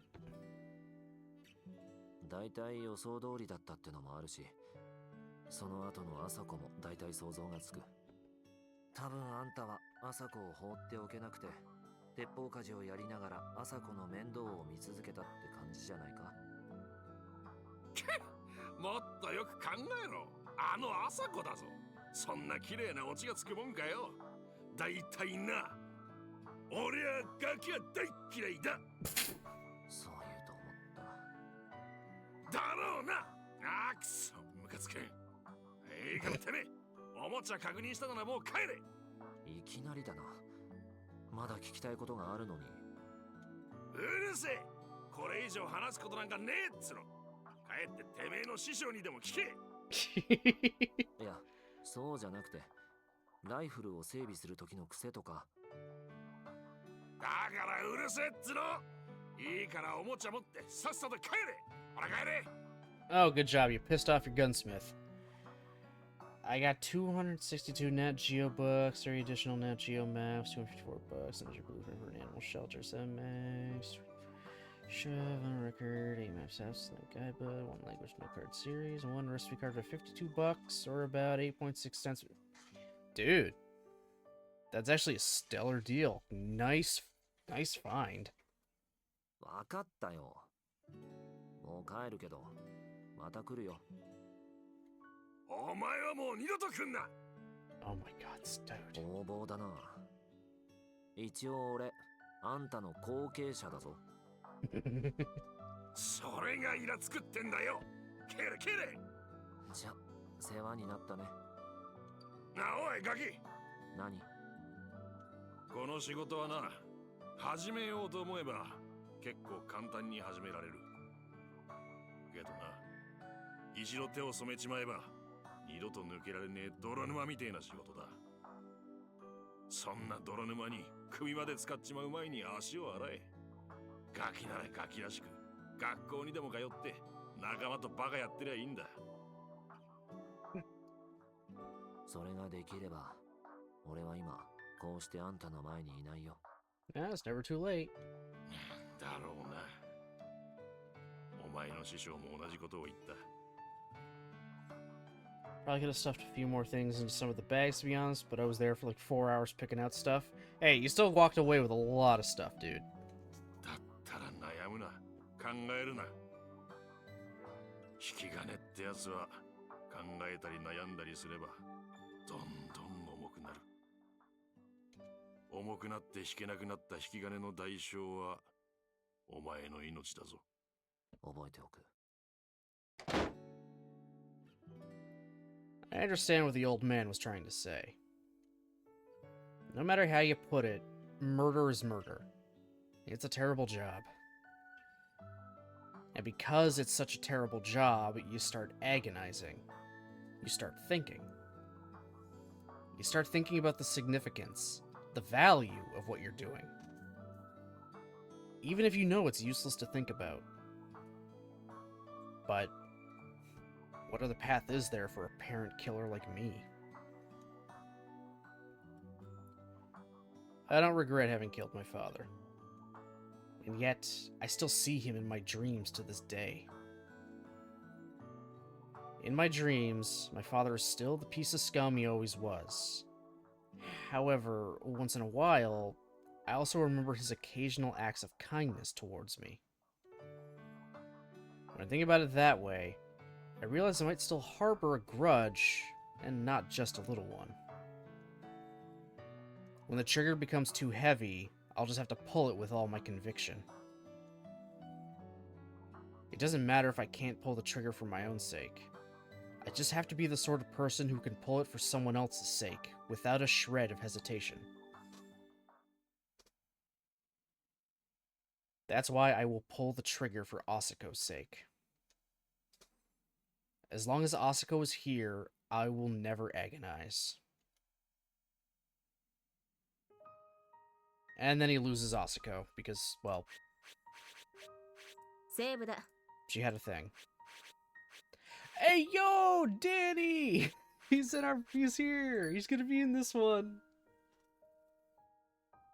I should have taken some of the small stuff like cassette tapes or CDs and fit them in the small cracks in the bags, maybe a deck of cards or one of those small... Well, hey, you did what you could, man. You still got a lot for a damn good price.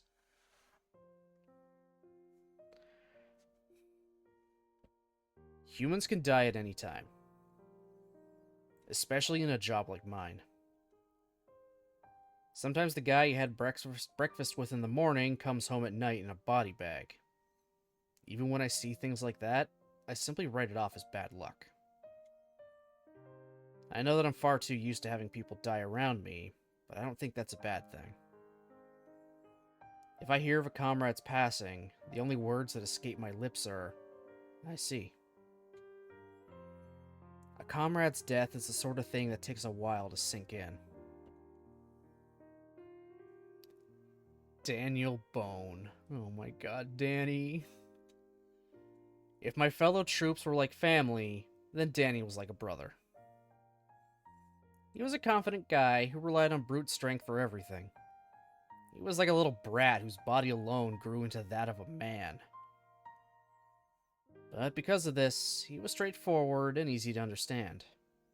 He'd never lie or betray a friend. Maybe he seemed insensitive, but he actually possessed a clumsy sort of kindness. He was a strong leader, a Boy Scout type. I received word that Danny had died around 2 months after the terrorist incident at Vancouver International Airport. Oh.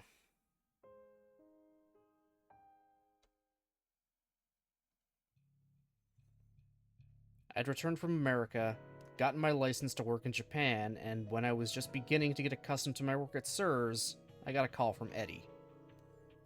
Humans can die at any time. Well, actually, humans follow a type 2 survival curve where, while we last a while, there's a drastic die-off.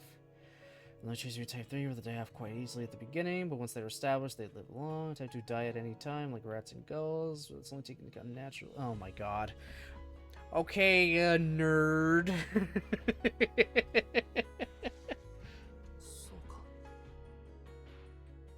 I mean, Labyrinth already told us that Danny had died. It already did, because we used his car that he left in Japan.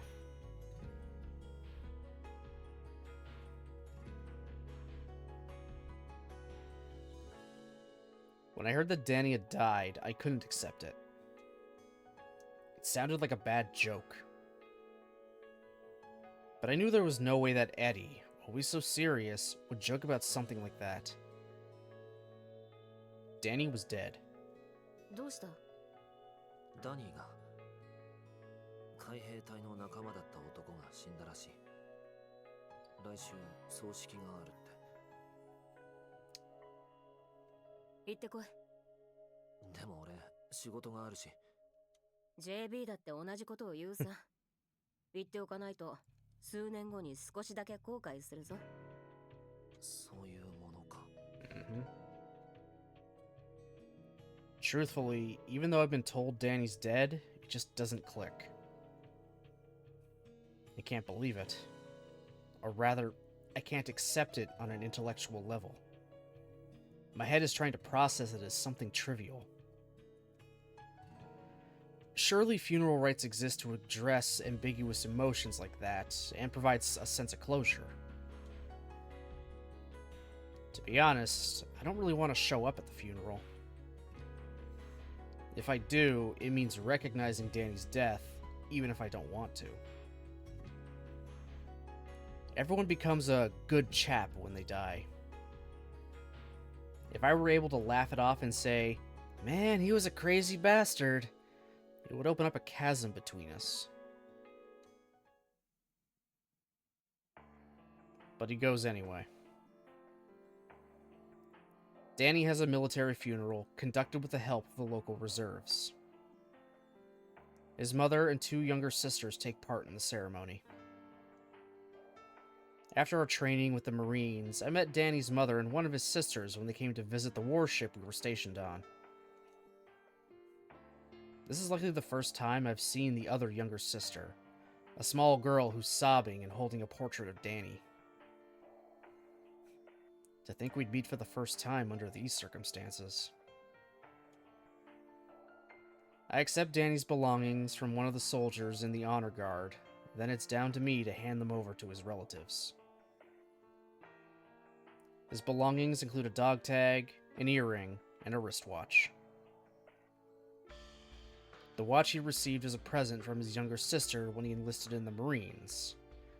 It's an Iron Man model from Timex. これダニエルの遺品です。 After accepting them and wrapping the watch and earring up very delicately in a handkerchief, his mother says, "Mr. Kazumi, please, I want you to hold on to this," and returns the dog tag to me. When it's time to bury him, a coffin wrapped in the majestic stars and stripes is carried by Marines down a pathway lined by Boy Scouts. The military chaplain offers his condolences, and several of the participants deliver personal eulogies, before blanks are fired up into the sky in time with the band's music. It's a final farewell to the departed. Finally, a government official presents the elder of Danny's sisters with the folded flag.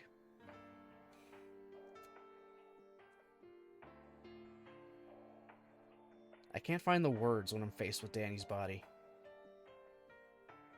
Hey, Danny. This is a joke, right? There's no way that the #1 Iron Man in the Marines would just die in an accident, right? Even when I touched Danny, now cold and still, I couldn't process the reality. I thought my heart would feel at least a little less heavy if I attended the funeral, but it didn't lighten my burden one bit.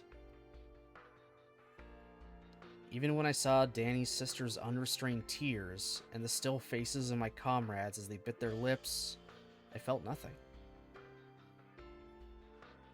Maybe my attitude toward death is different from everyone else's after all. The emotions that other people feel, sadness, frustration, don't well up to the surface. An indescribable gloom just swirls around inside me, and however much I try, I'm unable to cough it up. Even I regard myself as cold and unfeeling. But forcing myself to cry at a funeral would be colder still. I'm told that Danny died after being stabbed. Wondering what could have led to this, I take a look at the death report that JB prepared for me. Are you going to try to hunt down his killer? That feels like a Yuji thing. You'd hunt down the killer. According to the NCIS report that JB looked over, Danny had gone to a bar for a drink after work and got involved in a drunken brawl. He was stabbed with a knife, and he died. Because the perpetrator was also a Marine, the incident was reported as a car accident to preserve appearances and to protect Danny's family. Oh my god. Danny, who used to boast about his good luck, had survived on the hellish battlefield, only to drop dead in a place far removed from it. Danny often said, "The battlefield is safer than sex." I couldn't laugh at that comment anymore. Bidding me farewell, Danny's mother gives me his car's keys, saying, "Please take these, along with the dog tag." Damn! The car parked on its own in a warehouse at the base is the one Danny bought with the pay from his first mission. I'm not a car expert, but from what I understand, it's a vintage car from back in the good old days, and he paid quite a bit for it. I felt bad accepting such an expensive bequest, so I suggested that Danny's mother sell it off. But since she felt it would be wrong to sell off her son's great treasure, there was no way I could turn it down.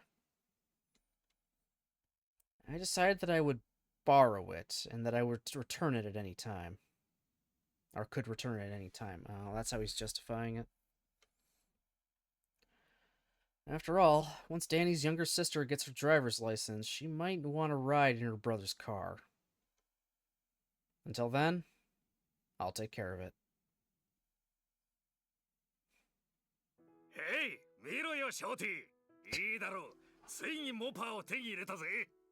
随分と古そうな車だな。ちゃんと走るのか？走るのかとはご挨拶じゃねえか。確かに年式は古いが、440キュービックインチのチューンドビッグブロックだ。430馬力は出てんだぜ。Oh, Danny. 歯を食いしばってグググッとアクセルを踏んでやりゃ地球が逆回転すんぞ。へえ、ちゃんと明日が来るといいな。まあ日本人のおめえにはわかんねえだろうな。これこそ力強いアメリカってやつよ。Oh, really now, こ huh? んな古い車、いくらで買ったんだ？そうだな。込み込みの乗り出しで6万ドルぐらいだったかな。Fuck. よくそんな金があったな。あるわけねえだろ。頭金に3000ドルだけ入れて、あとはローンだ。Oh my god, dude.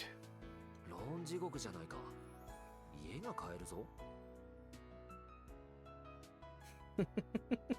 いや、俺、例のバンクーバーで救出したおちびちゃんがよ、お礼はするって言ってたろ。まさか、あのお嬢ちゃんに Oh 残り no. のローン全部追っかぶせたのか？ No, he did. No, he did not. He did not have fucking Chizuru sign off on the loan. なんでもいいから欲しいものを言えって言ったのはあのお嬢ちゃんだぜ。 God.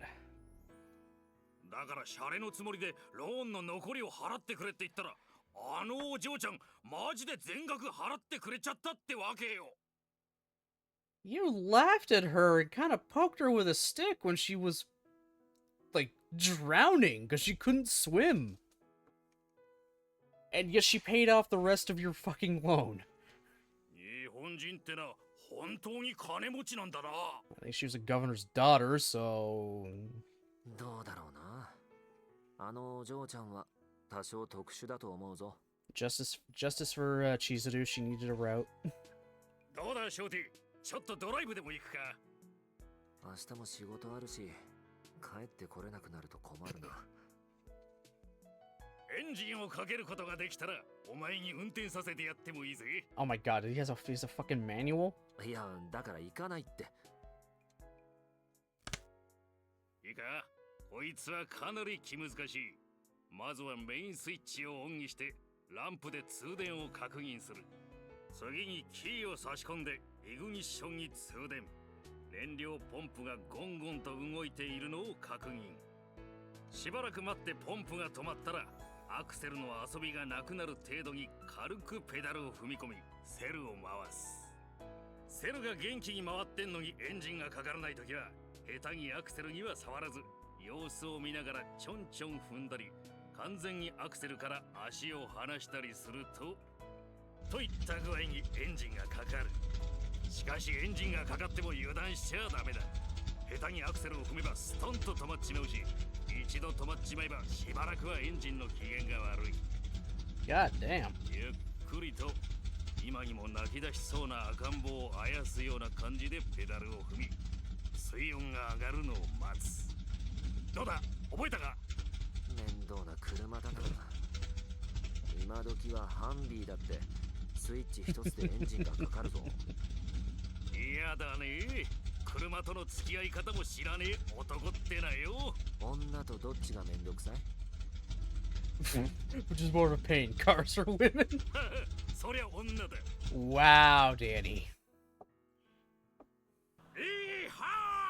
最高！クソ漏らしそうだぜ。 I feel like I'm gonna shit. He feels like he's gonna shit his pants in his own car. ダニー！おいダニー！この車、シートベルトはどこだ？ There's no seatbelts, are there? ああ、腰んとこだよ。なんだこれ？腰しか固定できないのか？ Oh, it's that kind of... Oh, that's really old then. おうよ、死ぬときはこの車と一緒だ。ダニー、休養を思い出した。そこのバス停で降ろしてくれ。おいおい、ビビったのか？俺の車の中でマリマリっとクソ漏らすのだけは勘弁だぜ。Only he can shit in his own car. この車がすごいのは分かったから、とにかくスピードを落としてくれ。事故でもやらかして新聞に載るのだけは勘弁だ。車はパワーだぜショーティー。トロトロ走ったってこの車の良さわかんねえだろうが。まるで恐竜みたいな車だ。時代の流れとともに滅びる運命の車だ。俺はお前にもわかると思ったんだがな。ジャパニーズのお前はおとなしく札幌にでも乗ってる。よくわからんが俺はエアコンとパワーステのついてる車がいい。カーナビとコンポがあればもっといい。贅沢な野郎だな。ついでにすぐやらしてくれる女が隣に乗ってりゃ言うことなしだな。Damn. できれば病気を持ってない子がいいな。お、いいね。そんな女とデロンデロンになるまでバーで飲んで走ってる車の窓から道路標識を銃で撃つゲームでもやるか。 What the fuck, Danny? ギャレット隊員にバレたらぶっ飛ばされるぞ。だったらまず真っ先にあの女を酔いつぶすか。 Danny, what the fuck? 女なんかみんな同じだぜ。 Danny, what the fuck? それで酔いつぶれた隊員の横っ面を何で引っ叩く気か。殺されるぞ。Uh-huh. 人間なんざ生きてりゃいつかは死ぬんだ。クソまみれの戦場で死ぬよりはマシだろ。それに俺はあの地獄みてえな戦場から生きて戻ったんだぜ。俺は運がいいんだ。 And そう then, だろ。 then you died like a month or two later. 確かにな。大体俺はアイアンマンだぜ。そう簡単に落ちんでたまるかよ。スターズ&ストライプスフォーエバー。ダニー、確かにお前は殺しても死なないよ。ああ、ヒョーティーよ。なんだ。もし俺が死んだらこの車はお前にやるよ。大事にしてくれ。なんだよ急に。もしもの時って話だよ。海兵隊一のアイアンマンであるこの俺様がそうポコポコ死ぬわけねえだろ。 Oh, the irony. そりゃそうだ。大体いらねえよこんなポンコツ。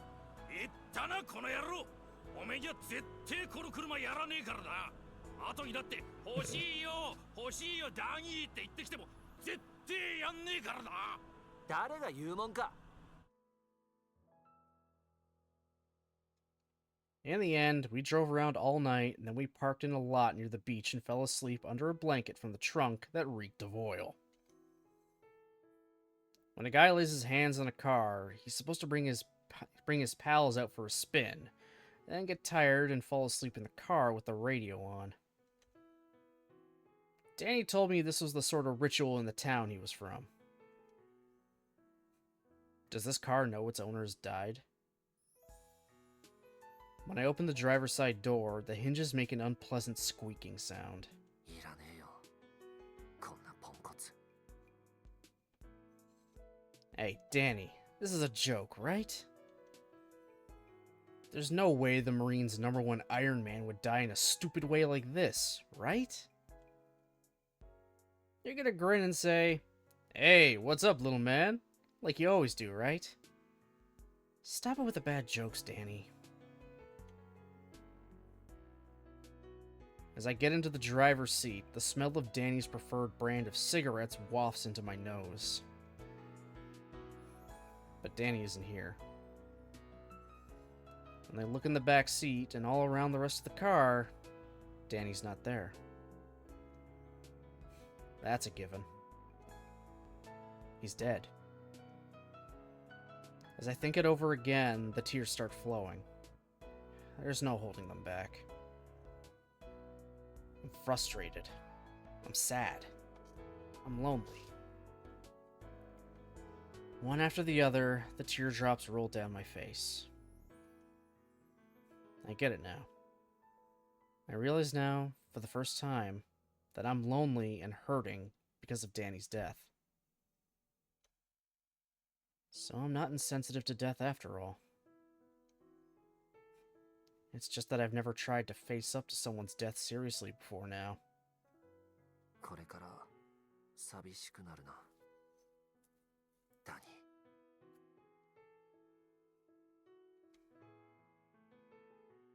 ー。 Daniel Bone. If my fellow troops were like family, then Danny was like a brother. He was a confident guy who relied on brute strength for everything. He was like a little brat whose body alone grew into that of a man. But because of this, he was straightforward and easy to understand. He'd never lie or betray a friend. Maybe he seemed insensitive, but he actually possessed a clumsy sort of kindness. He was a strong leader, a Boy Scout type.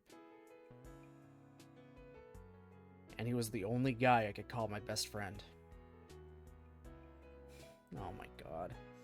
Right at the fucking end. Thank you, Danny. I know I could die like a dog anytime, but if I could, I'd like to live out your share of life as well. That day, I cried my eyes out in the car Danny left behind, not fearing what anyone else thought. Then, while listening to the car radio, I fell asleep, wrapped in that same blanket, which still reeked of oil. That day, I learned how to cry for someone else for the very first time.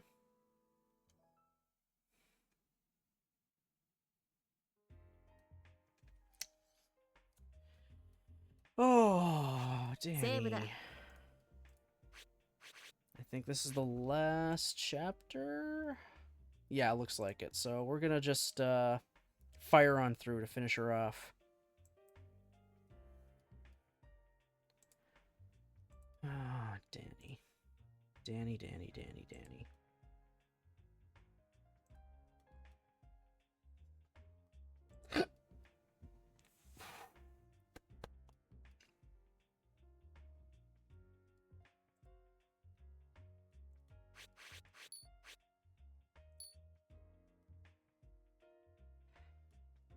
Legends start the moment someone opens their mouth and exaggerates a story. As they're passed on, more little embellishments get added to the story, until finally, there's a power in those words. That power can inspire courage in some, but it can hurt others. The power of a legend is far greater than that of a gun. Within SIRS and some other organizations, there are certain agents renowned for their reliability and outright ferocity. However, most people have no idea about the true I-9029. I-9029 is special. I-9029 never fails a mission. But that's just what it looks like. Even I-9029 makes mistakes. Even I-9029 fails. This is a story that Asuko told me when I was still a kid. いいかユージ、私を天才だって言ってるやつは全員アホだ。 Okay, wow, yeah, that's just a total way Asuko would start a story. Yeah, everyone who calls me a genius are a fucking moron. 私の仕事の成功率が高い理由は、失敗すると分かっている仕事は引き受けないってだけで、私だって失敗するときは失敗する。Oh, so she's skewing the data. ただ、失敗して当たり前と思われている任務を何度か成功させたという事実が、人づてに一人歩きした結果でしかないんだ。わかんねえか。いいか、世の中ってのは、善人の悪行は絶対に許されないし、一生許してもらえない。だが、悪人の善行は必要以上に好印象で受け取られ、たった一度の善行が全ての評価を覆すこともある。そういうもの？要は、そこらのクソ女と同じ考え方だ。完璧な男が一度でも嘘をついたら絶対に許さないし、クソ野郎にちょっと優しくされるとコロッと騙される。ああ、そう言われるとなんとなくわかる。完璧なやつだと思われると、たった一度の失敗でも許してもらえない。それって面倒だろ？だから私は常日頃から一生懸命にクソ女を演じているというわけだ。That's an act? それはちょっと何言ってるのかわからない。いや、だからな、昼間っからビールを飲んだり酔っ払うと同じ口を何度も言うのも私という女の演出プランの一環であってだな。 This is your plan? Your entire attitude is just a plan? 聞きたくないよ、そんなクソみたいな言い訳。お前クソとか言うなよ。最近言葉遣い悪いぞ。誰の影響だまったく。He learned it by watching you. Dare. そういう目で私を見るな。でもさ、失敗すると分かっていてもそれを断れない立場の人間もいるんじゃない？誰もが朝子みたいにうまく立ち回れるわけじゃない。そういうのも才能なんじゃないの？だから私だって失敗するときはあるって言っただろ。何日もかけて下見して当日現場に行って引き金を引かずに帰ってきたことなんて何度もある。いいか、諦めて引き金を引かずに帰ってくるのは狙撃兵としては負けじゃないんだ。標的を外して狙撃対象に狙われたと気づかせたり、それと気づかれるような痕跡を残さなければ失敗であっても負けではない。 Fair. だからこっちが相手のことを好きだってバレてても告白しなけりゃ失恋しないってのと同じだ。 Okay, fair enough. That makes sense. 朝子、愛してる。Yuji, what the fuck? お前私の話ちゃんと聞いてるか？今のは狙撃成功？うるせえよ。お前そういうとこクソ野郎だぞ。つまり絶対に負けると分かっている勝負には乗らないのが鉄則ってこと？そうだ、負けなければそれでいい。戦績を焦る必要はない。何度失敗したところで生きて帰れば必ず勝利の機会はある。そうして生き残ったやつだけがエースになる。 Failure's the best teacher, guys. でも失敗ばかりしてたら仕事が来なくなるんじゃん。だから失敗する仕事と成功する仕事をきっちりと見極めるんだよ。 Cherry pick your data. I think I could actually finish this one, so it'll look good on my record. どうやって？簡単だ。悪条件が5つ揃った狙撃は必ず失敗する。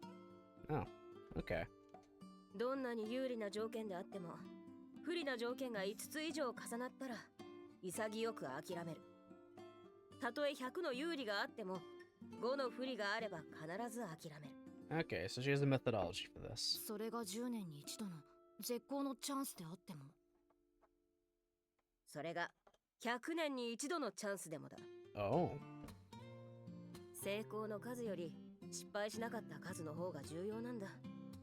この仕事を長くやってるとそれがわかるようになる。お前にはまだピンとこねえか。 Yeah, he'll get it when he's older. When I just started work, I couldn't help but worry about racking up results. Sometimes you need to be a bit reckless when you're young, after all. You learn a lot from the pain you go through. However, in this business, the flashier guys die young. Stick out too much, and you'll get hammered back down. According to my master, Kusakabe Asako, talent doesn't matter too much in this line of work. A sniper can land just about any hit as long as the conditions are right. Your main job is to make sure they're in your favor. Careful reconnaissance of a spot you've already scouted out. If that's not possible, your chances of success will be cut in half. A sniper who's already checked out the terrain can claim it as their territory. It's the sniper's job to simply to devour anyone who enters that area. 刀の間合いをぐっと広げたのがライフルの間合いだと思えばいい。 Second, guys.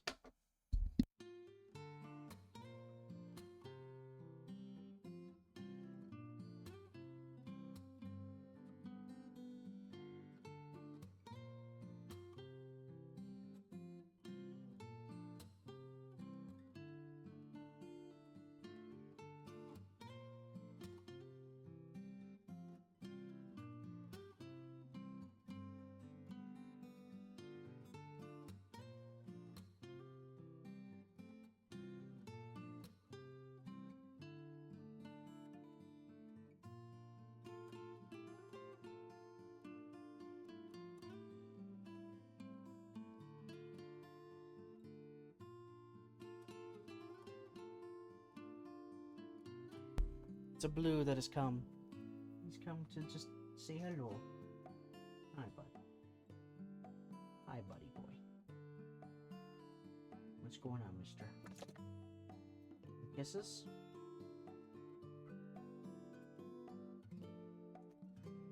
Good boy. Make sure he's not in camera looking his nuts. Okay, my arm blocks it. Just enough. Lie down, buddy. Lie down. Lie down, my bluey. Lie down, Mr. Mister. Mister.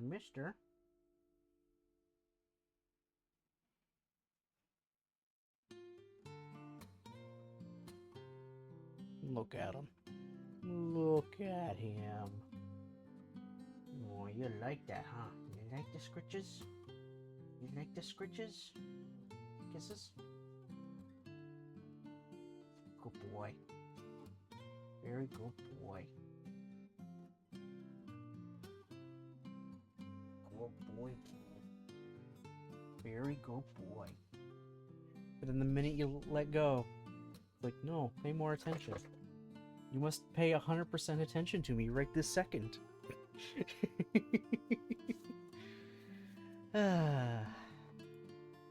That's a puppy for you guys. That's a puppy for you. お前だってこの山に敵が入ってきても負ける気がしないだろ。縄張り作りこそが狙撃の要だ。なるほどね。You can never be too careful. You complete your mission flawlessly if you scout out the area a number of times beforehand, but if you come across 5 adverse conditions, be a man, give up, and wait for the next opportunity.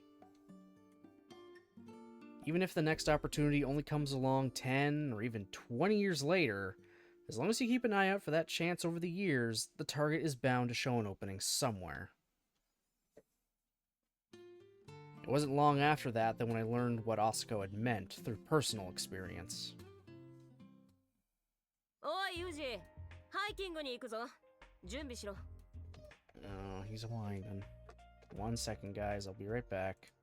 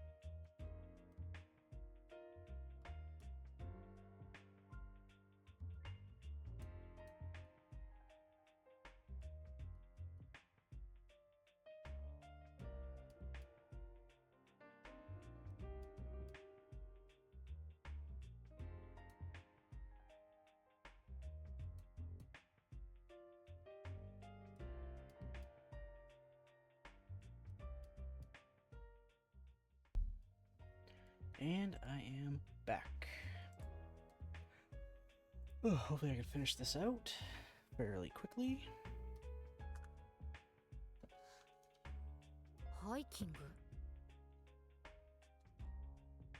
Is that code for something? Asuka had been called up by JB the other day, and she'd come back late at night, completely sober. She might have taken on a job of some kind. Asuka almost never takes me with her on assignment. When she has done, it's always been for some nonsensical mission or another. Maybe she's been handed a job she can't handle alone, and she wants me to assist her? Per Asuka's instructions, I stuffed clothing and supplies in a rucksack and put a sleeping bag and a tent in the flatbed of her truck.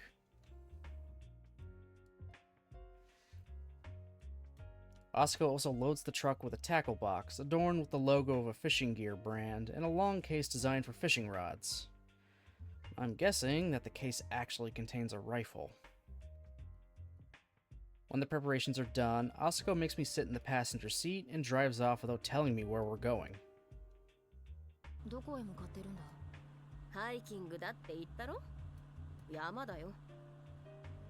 そうか。山か。Asuka won't tell me exactly where we're going. In other words, she doesn't mind that I don't know where we're going, provided she herself does. If by some chance I fall into enemy hands, it would be impossible to try and extract information from me, since I wouldn't know anything. It's like when I was in Oslo school.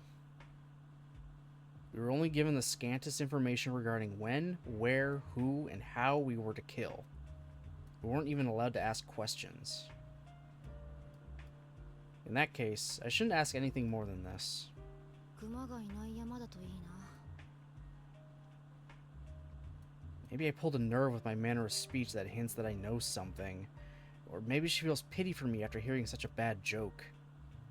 And after all, not much time has passed since my beloved dog was killed by a bear.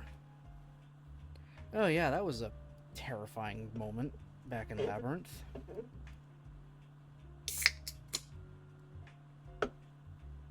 Asuka reluctantly opens her mouth and says, 今回の相手はチートばかり厄介なやつでな。 Asuka tosses a bag on my lap. Inside is the file on the man who's our current target. Attached to the file is a single blurry photo that looks like it was ripped from a security camera. There are also 2 sheets of A4 paper giving a basic rundown on the man's past activities.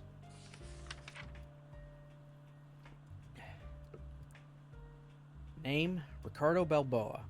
Ethnicity, Caucasian. Birthplace, Slovenia. His father is a former Slovenian soldier.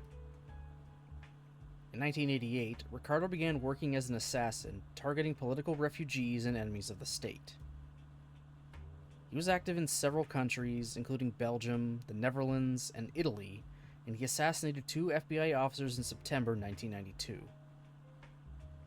In November that year, he was imprisoned by the Belgian authorities, but he was immediately released thanks to the intervention by the politician Andrej Jakovic. The next year, he was recaptured and imprisoned in the Netherlands, but released 20 days later by the same politician. 資料にはごちゃごちゃと書いてあるが、簡単に言っちまえば私と同業者だ。とはいえ、向こうはこっちと違って堂々としたもんだけどな。この人が今日本にいるってこと？いるのが確認されたから、私んとこに仕事が回ってきたんだよ。なんで日本に？さすがに本国でもかばいきれなくなったんだろうな。それに日本は安全な上に必要な情報がバンバン集まってくる国だからな。どんな相手なの？残忍で用心深いイタチのようなやつだ。イタチ？イタチってやつは卵の中身を吸って何事もなかったように偽装するほどずる賢くて、Oh. 同じ道は二度と通らない慎重さと、追い詰められれば最後手をかます狡猾さもある。ましてや世界各国で悪さをして檻に入れられては政治家に助け出してもらってるようなやつだ。簡単には追い詰められない。だがチャンスがないわけでもない。 Not only do various governments and law enforcement agencies have their eyes on Ricardo Balboa, there's a $6 million bounty on his head in the crime world. It makes it very difficult for him to enter the city.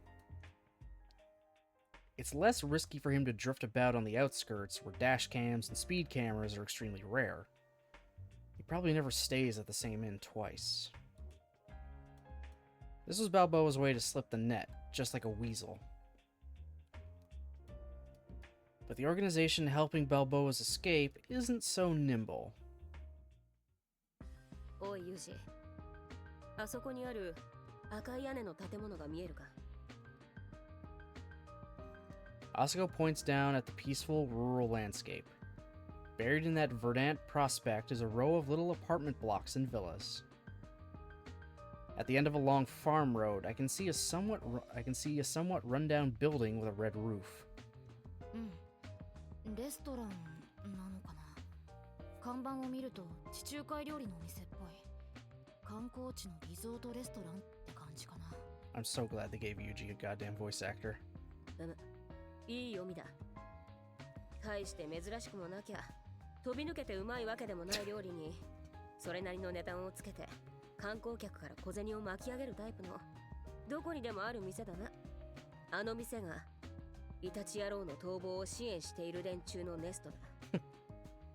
イタチ野郎は毎週木曜日あの店に情報と逃走資金を受け取りに来る。電話とカードが使えないってだけでイタチは必ず不便を強いられて尻尾を出すってわけだ。店に来たところをやるの？イタチだってそこまでバカじゃない。狙われそうな場所には目星をつけてうまいこと避けてやがる。ここからなら店まで約700メートルだ。やってやれない距離じゃない。高低差と弾道を計算してみろ。窓を狙うには張り出した屋根が邪魔だ。そういうこと。もう少し近づければ話は早いんだが、そうすっと今度はこっちの姿が丸見えになっちまう。50口径で屋根ごと吹き飛ばすってのはイタチ野郎が壁際に張り付いててくれりゃそれでもいけるかもしれねえが、確実じゃねえし派手すぎる。 Yes, AB が許しちゃくれねえだろ。 because even JB would be able to authorize you a 50 cal sniper rifle. いくらでも派手にやっても全部 JB がもみ消してくれるっつんなら店ごとミサイルで吹っ飛ばすのが一番確実だろ。あの店に酒とタバコと女を届けるのが一番確実なんじゃな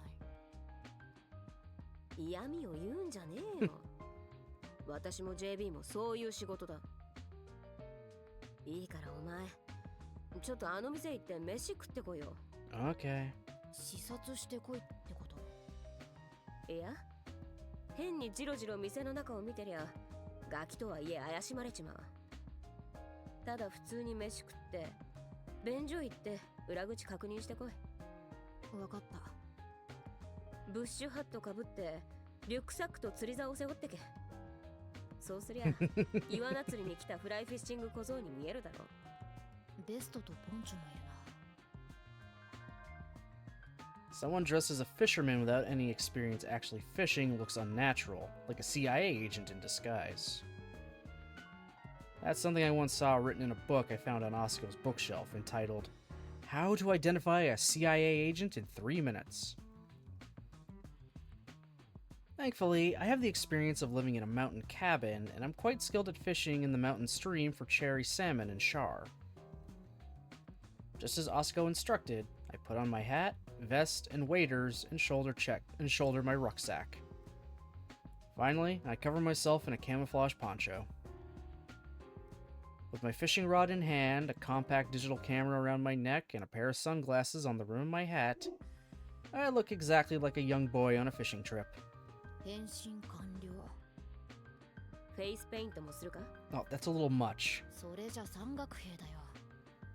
偵察用具袋ってデカデカと書いてあるバッグも持ってけよ。あんた、俺をどうしたいんだとにかく行ってくる。い待てユージ、これも持ってけ。何？偵察用具ならいらないよ。いや、粉砕用具だ。Hmm? 粉砕？何これ？見りゃわかるだろ。ホイールナットレンチだ。車載工具箱の中に入って。 Why does he need a wrench? 何に使えって？便所行ったついでにちょっと嫌がらせしてこいよ。一番奥の便器かち割ってこい。 Okay. 無茶言うな。うるせえ。地味な嫌がらせも私らの仕事だ。言われた通りにしろ。合コンに来たブスを追い返せって言ってくる先輩並みに横暴だな。 Oh my god. ああ、なんか言ったか？行ってきます、師匠。It's natural that an enemy who knows he's being targeted should leave no openings. If there do happen to be any obvious ones, it's best to consider them traps. No matter how cautious this weasel may be, there's certain to be a chink in its armor somewhere. Scouting ahead allows you to search for it. There are 2 steps to this. First, scope out the area through the eyes of your enemy. Become your enemy. Next, taking on your enemy's mindset, look around once more and think about where to strike. If you still can't find an opening, adapt the enemy's mindset again and look a 3rd time. If even that doesn't work, then you have to look around and imagine being attacked from the enemy's point of view. After repeating this process a number of times, your thoughts will start to become biased.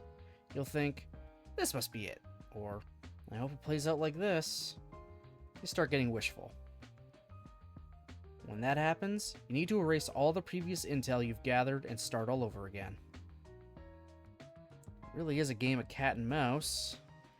Or cat and weasel, if you will. The restaurant that Weaselface visits every Thursday wouldn't strike you as a terrorist hideout at first glance. It looks like a fairly normal, trendy establishment. At the back of the restaurant, there are 3 steps leading down to a semi-basement, and there's also a loft with a few extra tables. Feels like a cozy little joint for grown-ups, rather than the sort of diner that a kid on a fishing trip might visit. I quickly scan the room, as though trying to gauge the atmosphere of the place. Spotting this, a man behind the counter wearing sunglasses and smoking a cigarette looks hazily in my direction. Taking off my poncho, I slap on a fake smile I learned when I was still with Oslo. 食事できますか？ The man behind the counter closes one eye, as though he's annoyed by his own cigarette smoke, then scratches his chin and motions to a seat. I sit down at the counter he points to. I open a menu and choose the palea, which is listed as their specialty. He tells me it'll take a while, in a tone dripping with hostility, but I reply that I don't mind. He sends the order to the kitchen, and the chef starts preparing the dish. As far as I can tell, the only people in the restaurant are the man behind the counter and a middle-aged woman in the kitchen at the back who's currently cooking up my order. It seems there are more people behind a black door with a sign reading, "Staff Only," but it doesn't look like anyone will be coming in or out soon. The man behind the counter gives me the cup of coffee that's offered with the meal set while I'm waiting for my food.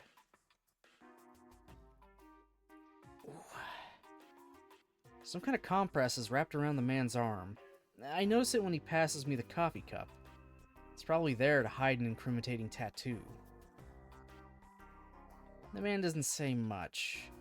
I guess he grew curious about me as I quietly drank my coffee, though he simply grunts, "Going fishing?" As much as I want to reply, "Does it look like, you blockhead?" I'm playing a little fisher boy. I raise my face, now red from the hot coffee, and reply, "Yes, for cherry salmon." In response, the man says, "Snakes can show up too, so be careful." I didn't expect such kindness. I can tell just from a few short exchanges, this guy likes kids. There are quite a few guys like him at Oslo's place. Gives me goosebumps. Looking around the restaurant like I'm just taking in the atmosphere, I spot a table that's shielded by a wall and a pillar, and therefore difficult to see. That's probably Weaselface's private table. Seated there, you'd always have the entrance in sight, and you'd be able to determine just how dangerous any diners entering the restaurant are. It also looks like you can get from that table to a passage leading to the back door. In which case, the back door is the main point of interest. I place the coffee cup down on its saucer and ask the man where the bathroom is. When I enter the hallway that the man pointed me toward, 3 doors come into view. One door's for the bathroom. Another door is the staff-only entrance. I don't know where the last one leads for sure, but it's most likely the door to the storeroom or an office. Without a moment's hesitation, I place my hand on the knob of the final door. It doesn't open. The door's locked and it doesn't seem like anyone's in there. There's probably stuff in there they don't want customers to see, no matter what. Well, no shit. There's a reason they lock off doors. The man chides me, saying, "Not that one. One on the other side." After bowing my head in honest apology, I open the door that quite obviously leads to the bathroom. Considering the size of the restaurant, the bathroom is pretty big. It's split into male and female restrooms. There are 2 urinals in the men's restroom and a small cubicle with a door. There's a single frosted window. It's of the small, louvered kind. Though you could climb through the window if you remove the louvers one by one, there's a tree outside blocking half of it. Getting out from here would be quite difficult.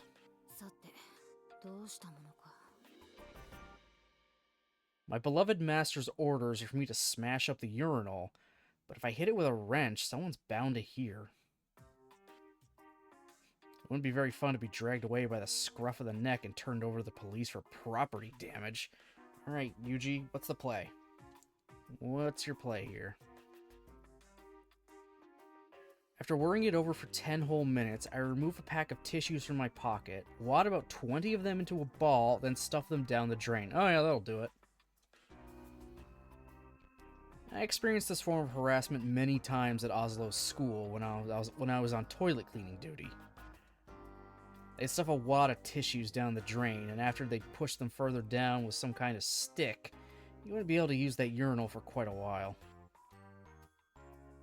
The tissues become as hard as rock after they sucked up all the moisture, and because of the minerals that build up, they get lodged in the pipe and can't be extracted. How many times did I find myself cursing those wads of tissue, which I could never dislodge with cleaning products nor plunge? The fact that those experiences should come in handy now just goes to show you that everything in life is a lesson. Using the lug wrench I'd been given, I pushed the wad of tissues down into the drain. After returning the drain cover to its original position, I leave the bathroom. The door labeled staff only also intrigued me, but I thought better than try to open it. I don't really care if I cause problems for the staff, but I wouldn't want them too suspicious of me. Even if I did open the door, I'd only find the room where they kept the trash according to our data. After returning to my seat at the counter, I begin to eat my palea and look at the view outside the window. From here, I can't see anywhere you'd be able to snipe Weaselface from. I see. Yes, this is exactly the kind of burrow a weasel would escape to. In that case, the only choice we have is to lure the weasel out of his den. Should we smoke him out? If the restaurant were to catch fire, his only choice would be to leave via the back door. But hushing it would be much harder if the fire department were to get involved. Or maybe, as I said earlier, it would be easiest to get a hot babe to sit at the counter. When the fuck did you say that? No, seriously, when the hell did he say that?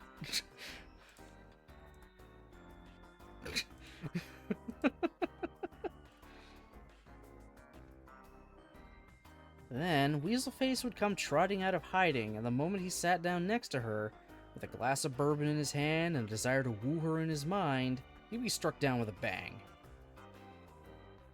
If that were the plan, I'd probably end up playing the hot babe. There'd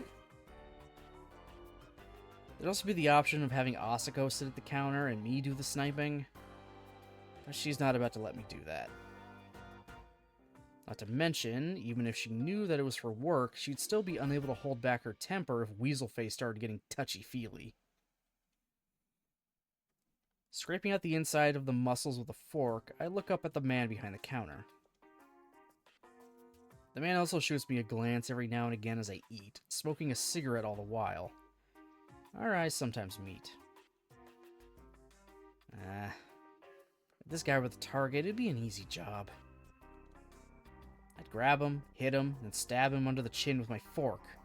Be a piece of cake. Yeah, he's killed people with less.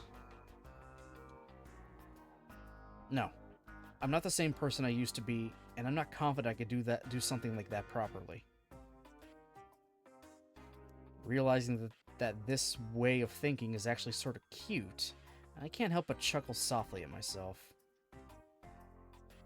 At this, the man behind the counter who'd been eyeing me looks hastily away. Bingo.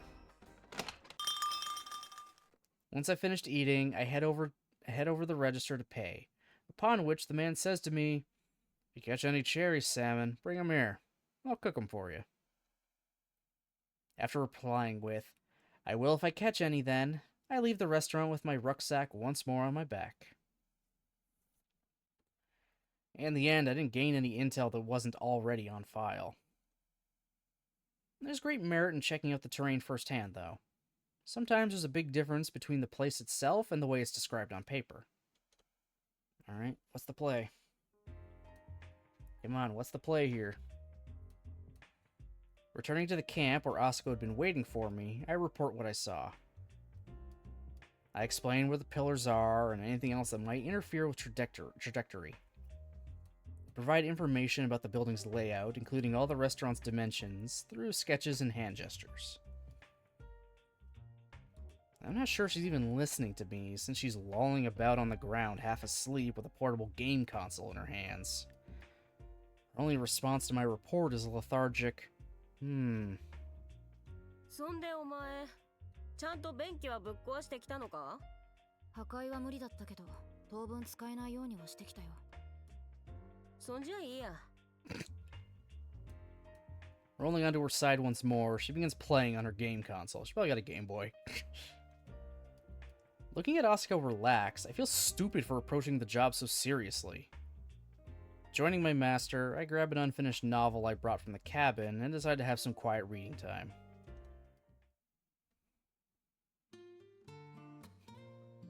Four days have passed since Asako and I entered the mountains. Oh my god, we're still going. セーブだ。We are still going. We erected a tent and set up a campsite and used it as our base. With our map and our compass, we just spend our days walking around the area. While I prepped food for us, Asako would go out into the mountains alone, making notes on the map. I feared that Asako's comings and goings in the early morning and late at night would draw the suspicion of the campground owner, but such a blunder never occurred. That's because Asako reserved the campground under the guise of conducting scientific research relating to earthquake predictions. Clever.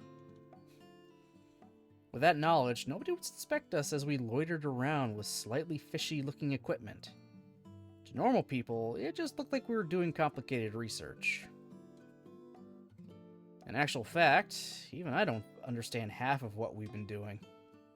We're probably walking around looking for the most optimal and least expected location to snipe from.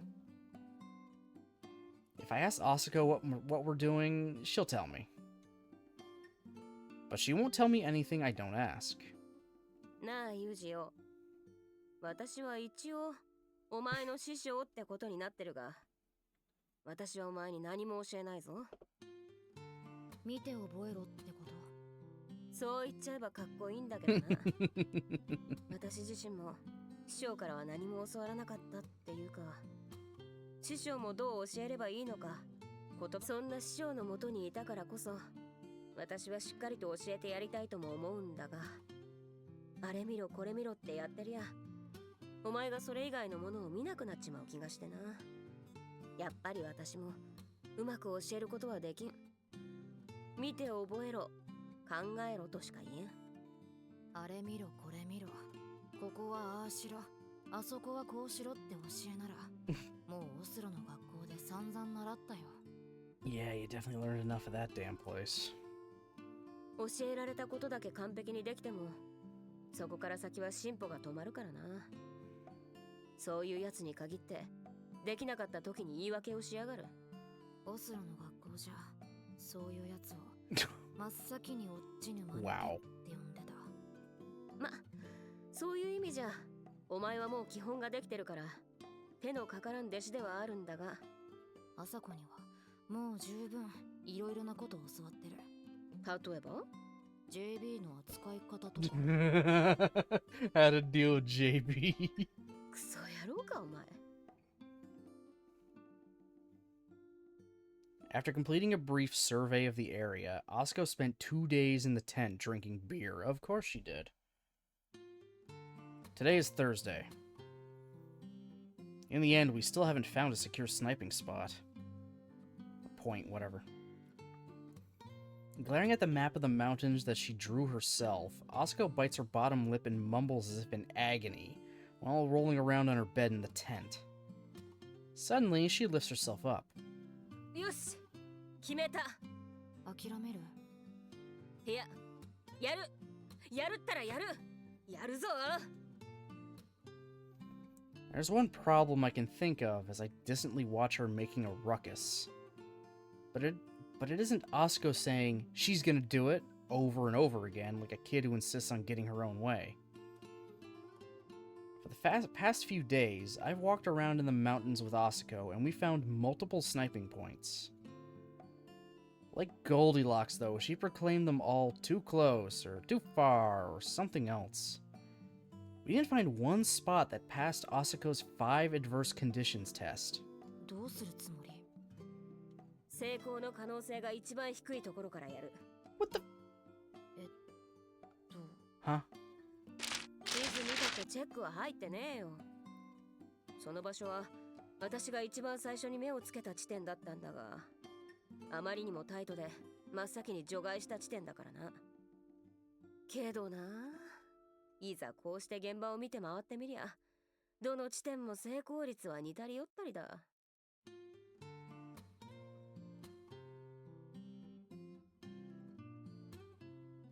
だったら思い切って敵が一番予想してないところから攻めることにする。 Okay. 敵が一番予想していない地点。巣穴に逃げ込んだイタチは入り口の方の警戒に集中する。巣穴の奥に尻を突っ込んでりゃ背後を警戒する必要はなくなって前方警戒に集中できるからな。 So you're gonna try to attack him from behind? そうなりゃ前方警戒に集中するあまり、後方の警戒はズルズルになるってわけだ。巣穴の後方、店の裏側から狙撃するってこと？そういうことだな。でも店の裏側に窓はないぞ。ごちゃごちゃ説明してる時間はねえな。Asuko checks the time on the watch wrapped around her left wrist. あと1時間もすりゃイタチが巣穴に入っちまう。お前さ、もう一回あの店行ってこいよ。いいけど何をするの？前回と同じだ。飯食ってりゃいい。それだけ？あとは便所の確認だ。この前使えなくした一番奥の便器がまだ使えないか確認しろ。Why does she keep wanting him to break a urinal? ほら、これ持ってけ。私の仕事用の携帯だ。便所が使えないのが確認できたら、わかった。じゃあ、私は車でポイントまで移動すっから、お前も頃合いを見計らって店に行け。わかったな。それだけ？便所の確認ができたらまた指示を出す。 As I'm scratching my head over this, Asuko heads out of the tent with the fishing pole case on her shoulder. Even though I haven't got much experience in the field, I can sort of figure out what Asuko's trying to do. Most likely, Asuko is planning to snipe the target from the small bathroom window while he tries to do his business. She told me to break the urinal for reasons of trajectory. If the target were to use the urinal at the very back, he'd be hidden from the window. If he were to use the one second from the end, he would enter the line of fire, though just barely. とは言っても Outside the window, there's a tall, thick tree. If a sniper were to aim at the target while trying to avoid it, their field of fire would be minuscule. しかも I open up the map we've been using the last few days as we inspect the place and try marking the trajectory on it with a red pen. The rear of the restaurant is right up against the mountainside. Even if you tried to shoot from there, the trees would be in the way and the line of sight wouldn't be clear. となると She must be intending to shoot down from somewhere high up, so the pose of trees won't be in the way. I drag the red pen in a straight line across the paper, this line representing the sniper's line of sight. I drag it further, then further still. At the end of the long red line is a building. ラブホテル Oh my god, Asuko. I remember passing this hotel when we first came here. I tilted my head in confusion when I saw this castle-like building nestled in the mountains, wondering if it really got any customers. まさかここから狙う気なのか Apparently. True, at a love hotel, customers don't have to talk face-to-face with the staff and go straight to their rooms. If she was lucky, she might get a corner room and then the target would just barely end up in her line of sight. The remaining problem is the distance. But a curvometer at the top of the map, adjust the scale and measure... 約800メートル Jesus. It could work at this distance if the conditions were favorable, but Asuko would be lucky if 2 bullets in 10 struck. If you're somewhere like the desert and the target's kind enough to stand perfectly still, you'd hit him if you aimed for the torso, even if the trajectory was off by 20 or 30 centimeters. But in this case, Asuko is going to have to shoot her target through a window almost totally hidden behind the trees. Keeping the height of the window in mind, she'll probably only be able to see the target from the shoulders up. God damn. The bullet will fly in a parabola, and if it hit the target in the shoulder, it would probably exit his body via the flank. If it were to hit him, it would definitely take him down. But the field of fire is just too narrow. It's probably less than 15 centimeters across. It's a tight hit. これ失敗しましたじゃ済まされないぞ朝子 However, my beloved master had raised her fist high in the air and yelled, "I'm gonna do it! I'm gonna do it!" like a horny teenager. As her apprentice, I just have to believe in her. So she's got to make an impossible shot with impossible odds. Oh my god. I mean, she is supposed to be a very, very good sniper, but even this is a bit much.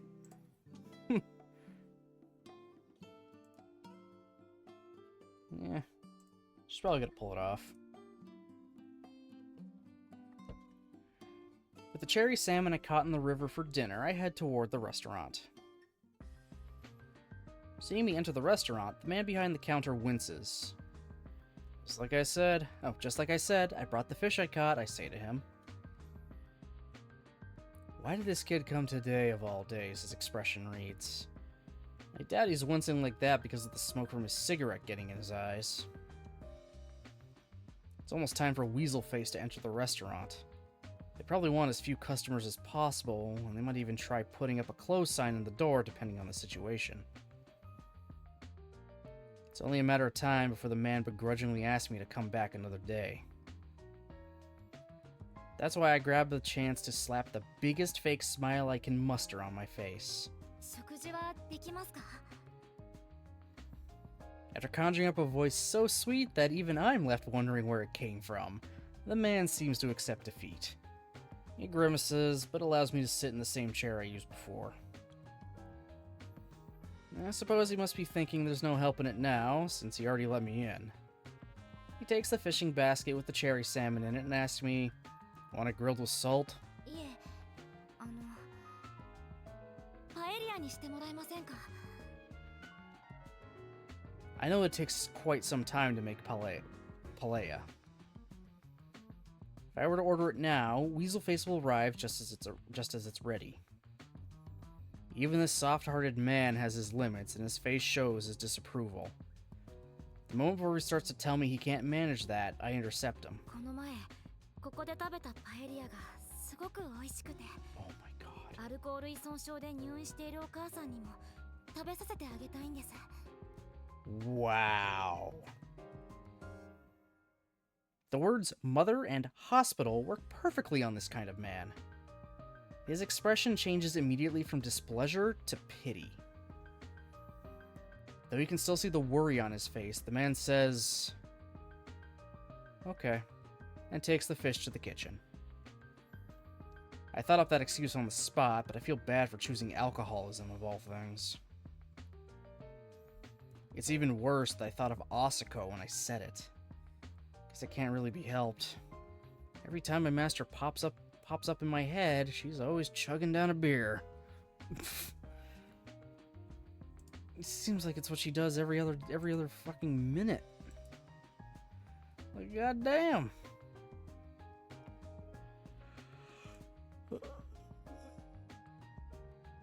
Oh my god.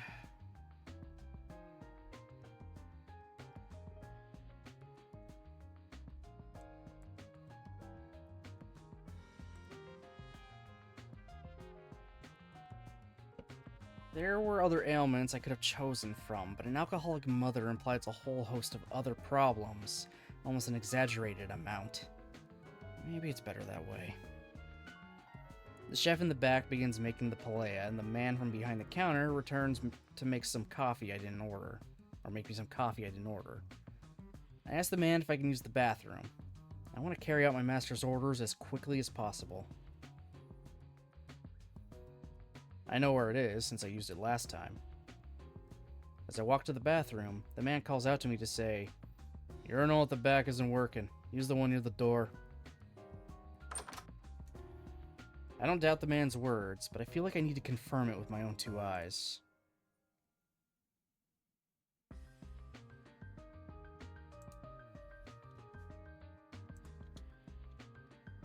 I'm getting the right... Oh, isn't that...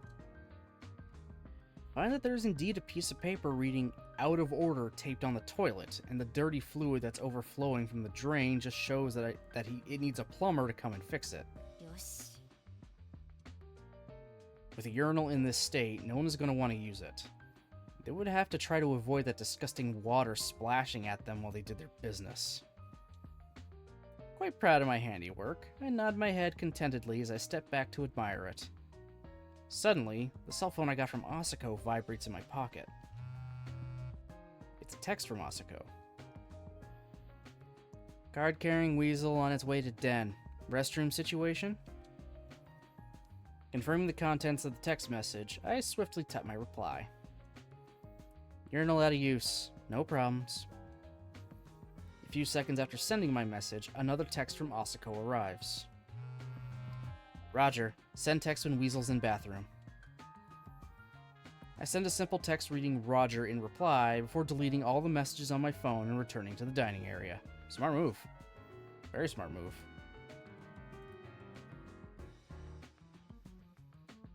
I return to the counter and sip daintily at the hot coffee. As I wait for the paella, I spot a sedan drive into the parking lot through the window.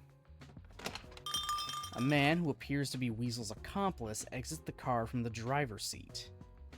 The two walk in together. The accomplice is almost acting as a shield for the Weasel, whose face closely resembles the one I saw in the file. So this is Weasel Face, huh? One thing's for sure, though, he looks much smaller than the file had suggested. That, and his suit looks like one you'd find in the bargain bin at a thrift store.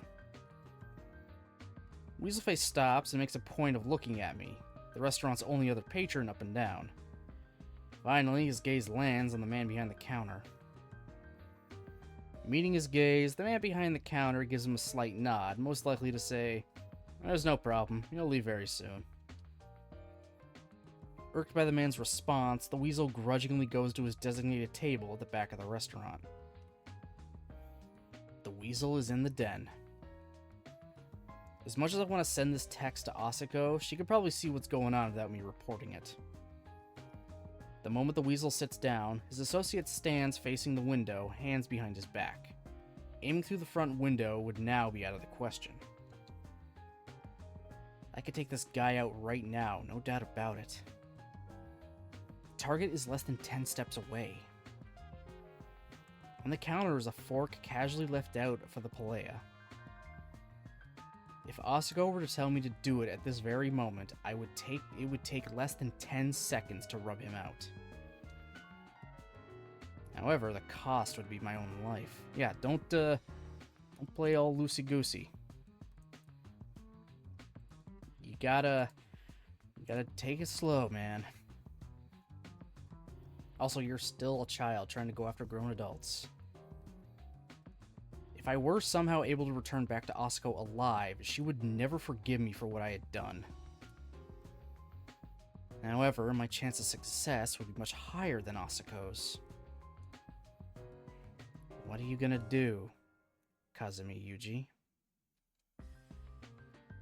I would die for Asako without a single doubt in my mind. I threw my life away once before, and Asako helped me find it again. I wouldn't regret it.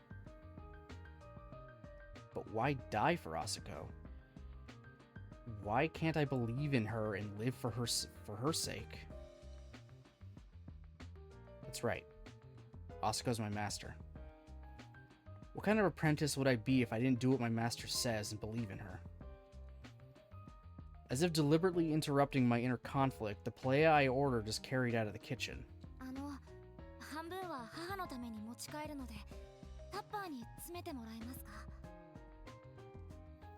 I take a Tupperware box out of my rucksack. With an apologetic look, though, the man says, "Sorry, an important customer just arrived. I'll pack it up for you, so eat it with your mother, okay?" This is bad. I didn't factor this in. I had planned to keep an eye on Weaselface while I ate my palea at the very least. The man behind the counter scoops the freshly made palea into the food container I gave him. Including the time it would take for the man to pack up the food and ring me up at the register, I only have a few minutes left in the restaurant. Should I drop all the coins from my wallet on accident and then pick them up off the floor to buy time?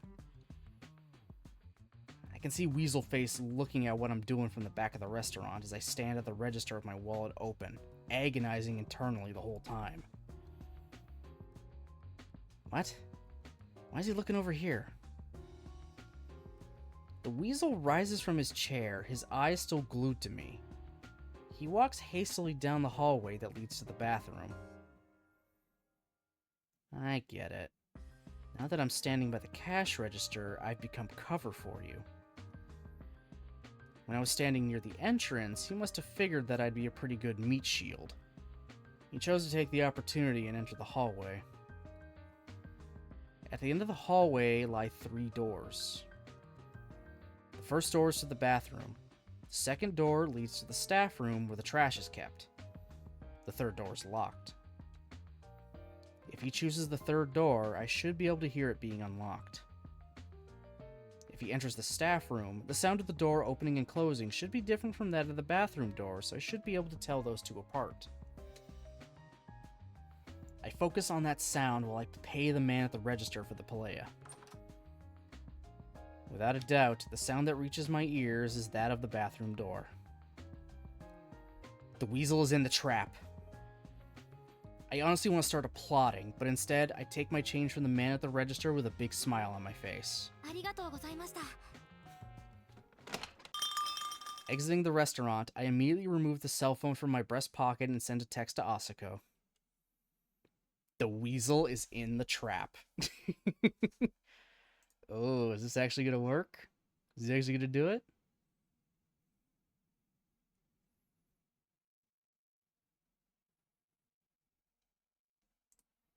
You gonna be able to do it? Without even waiting for Osco's response to my text, I briskly make my way out of the building and return to the camp. Did she successfully complete the job? I want her to give me a call at least regarding the failure or success, but my master isn't what you'd call considerate. Yeah, no, she's not gonna make the call. She's gonna make her shot and then get back to their campsite, and then she'll tell you what happened. Well, if she did fail, she'd probably just call me and say, "Let's blow this pop stand." I guess no word from her means success. Gripping the cell phone in my pocket as I think, it suddenly vibrates. Someone is calling. Almost excitedly, I press the call button to pick up. However, when I put my ear to the receiver, I hear an unexpected voice. もしもし。あれ、ユージ？朝子は？ Oh. ここにはいないよ。仕事中。まさかあなた、また朝子の代わりに仕事したんじゃないでしょうね。いや、違うよ。俺はキャンプ場で留守番。今回はちゃんと朝子がやった。まあ、でしょうね。But then why do you have her work phone? でしょうねって、どういうこと？現場に配置してた監視員から連絡があったわ。Oh. 仕事は成功。標的は頭部を撃ち抜かれて即死したそうよ。 Good job, Asako. 嘘。本当よ。観光客を装った監視員が店内に入って確認したし、レストランの店員が慌てていろんなところへ電話してるのが傍受されたわ。Good job, Asako. いや、そうじゃなくて、ヘッドショットしたのか。あの状況で。朝子ならやるでしょ、それぐらい。マジか。朝子と連絡取りたいんだけど、朝子はプライベート用の携帯を持っているの？うん。ああ、まあいいわ。朝子が戻ってきたら、お疲れ様ってあなたから伝えておいて。Okay. うん。わかった。Shooting from 800 meters away. Not to mention that the field of fire was only 15 centimeters wide. The target would have looked as small as a sesame seed. It would have been hard to hit him at all, but a headshot? なんだそりゃ。 Yeah, your master's kind of goated. How was she able to pull off godly moves like that? According to my master, Kusakabe Asako, any sniper can strike their target as long as the conditions are right. She says that talent doesn't matter too much in this line of work. What the hell is she saying when she's able to pull off crazy missions like this? それでも才能なんざ関係ねえっていうのか。よう、何笑ってんだ？ There you are. ずいぶんとご機嫌じゃねえか。ああ、朝子、おかえり。おう。仕事成功したって今 JB から連絡があった。あ、そっか、やっべ。仕事用の携帯お前に持たせたままだったか。うん、別に朝子にお疲れって言っといてって。そっか、またユージを現場に連れ込んでってごちゃごちゃ言われっかと思ったが、それならいいか。なんだよその目は。なんか言いたいことでもあんのか？ How the fuck did you make that shot? いや、これは偉大なる師匠に対する尊敬の眼差しだ。さすがだな、朝子。私に惚れるなよ。それはもう手遅れだ。朝子、愛してる。Oh my god, Yuji. なんだよその目は。あのな、私は JB ほどちょろくはねえぞ。わかってる。まあいい。とにかく撤収すんぞ。腹減ったし、帰りにラーメン食ってくか。No need, I got Palea right here. アルコール依存症の母親のために店で作ってもらったパエリアがあるけど。なんだそりゃ。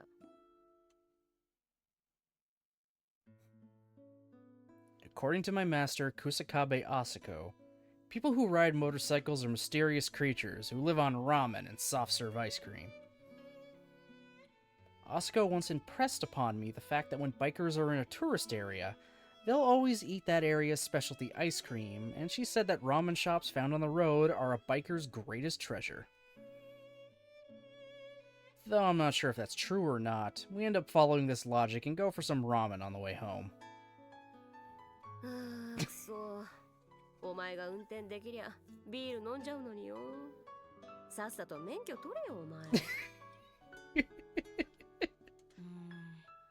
運転できないことはないけど、免許が取れるのは3年後かな。おいユージ、ここの煮卵超うめえぞ。お前この味盗んで家で作れるようになれよ。Asako. なんだ、元気ねえな。腹でも痛いのか？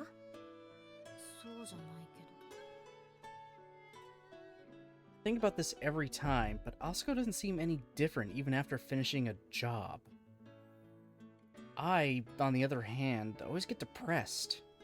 I lose my appetite most of the time, too. Today's job weighs on me more and more as the minutes pass. なあ、朝子。朝子はさ、仕事の後。思わねえな。いつものことだしよ。そういうもんか。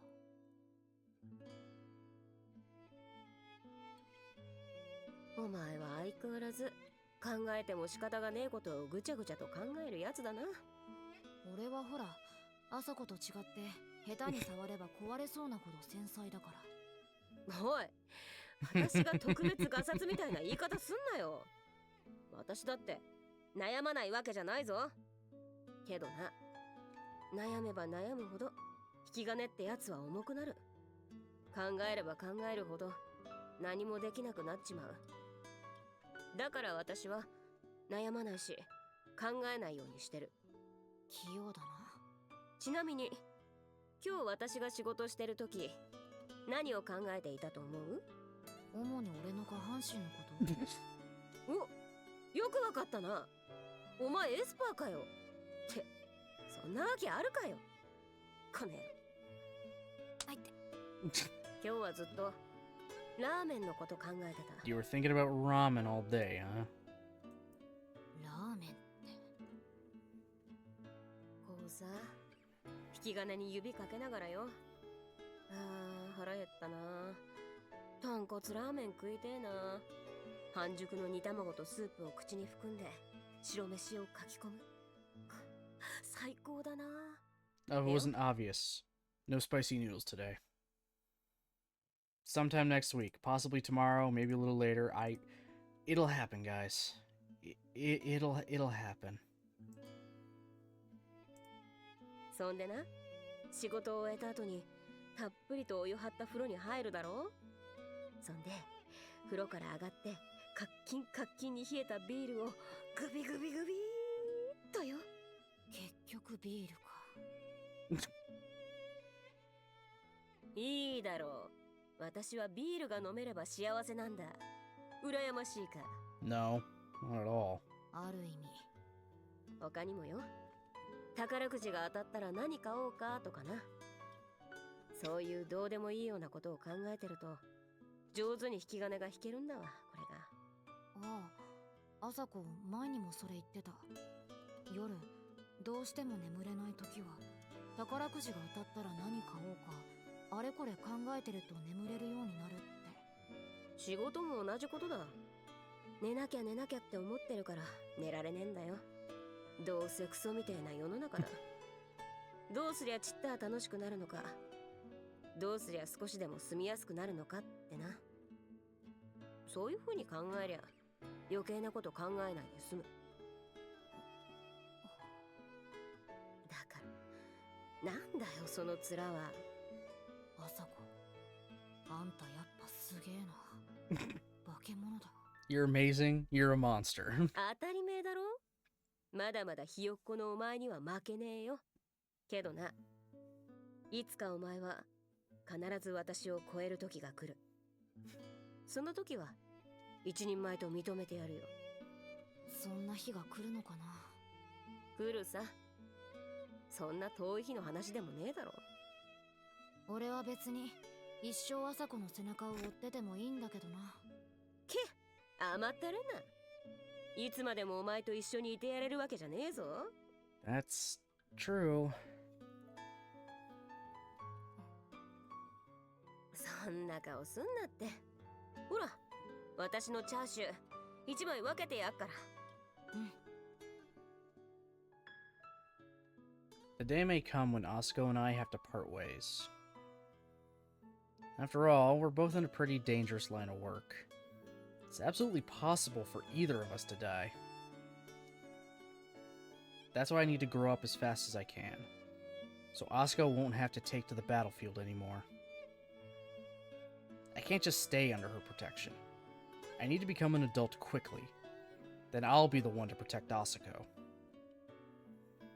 And then, one day, I'll become the kind of man to whom Asuko can say, I'm glad you're here for me too. If I think about that, my trigger will be light as anything. I'll be able to push the bothersome things from my mind without a doubt. Just like Asuko says, that day doesn't feel too far away. Oh, is that it?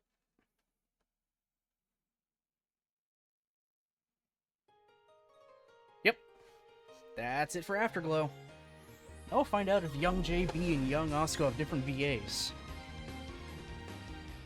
So cool! That was the Afterglow of Grisaia. Okay, Yuji's got a young version. Asuko and JB have a young. Ooh, they didn't have a lot of them. So no, I think it's just their normal VAs that just pitch their voices higher. Impressive. Very impressive. Alright, cool. That's one expansion, side story thing, whatever you want to call it, down. So that just leaves us Melody to get through after, later. I'll let the entire credits play, because I don't think they're going to be super, super long. This wasn't very long. They probably didn't have to use all of their team for it. They got to reuse so much stuff. Majority of the things were just reused. A lot of reused sprites and everything, thank goodness. They're probably so happy. Well, I mean, the art's always fantastic. Always.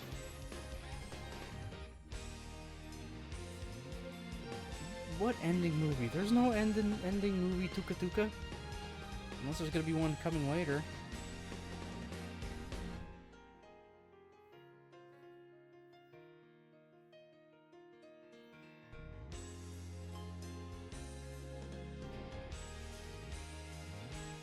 It's cool.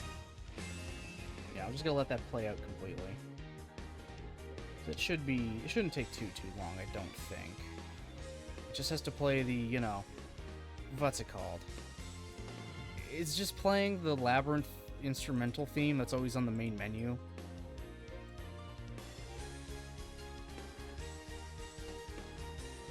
Which is just always a great song in general. I like the Labyrinth theme. I like Labyrinth's menu theme. I liked Fruit's Labyrinth theme. We'll get to find out what Eden's is like after a little while. Once we get through one more thing.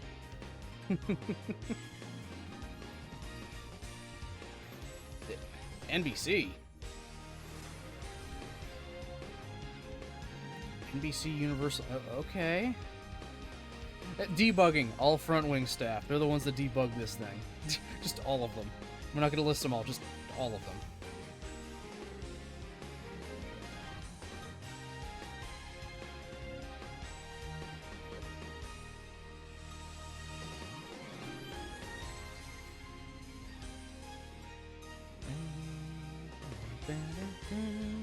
See, all front wing staff.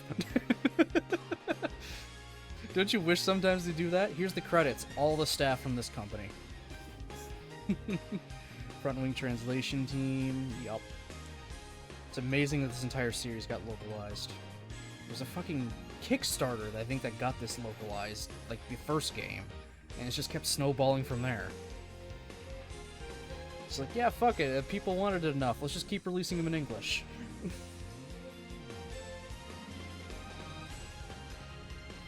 I think it's gonna come to end soon, but... Yep, that's at the end now. It's the end of the song. Alright. グリザイアの迷宮 Sweet! Okay, what CGs could I... CG 鑑賞するのか Uh-huh. Yeah, that's it. That's it for CGs. I figured as much. Alright, there we go. That's Afterglow of Grisaia. Took a little longer than I initially thought, but that's okay. We at least got it done. We at least got it done. So that's one more game I can actually add to the games completed list. So I'm going to do that right now, just so I, you know, don't forget. Because it's me, and I will forget. Yeah, we did it. I'm still amazed that it actually gave me an option to choose something. There was an actual choice in the game. I don't think it mattered in the end, though.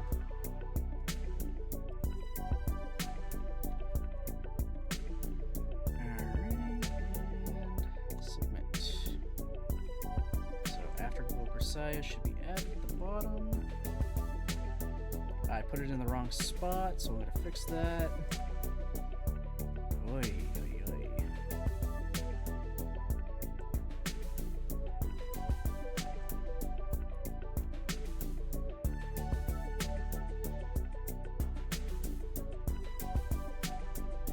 And submit.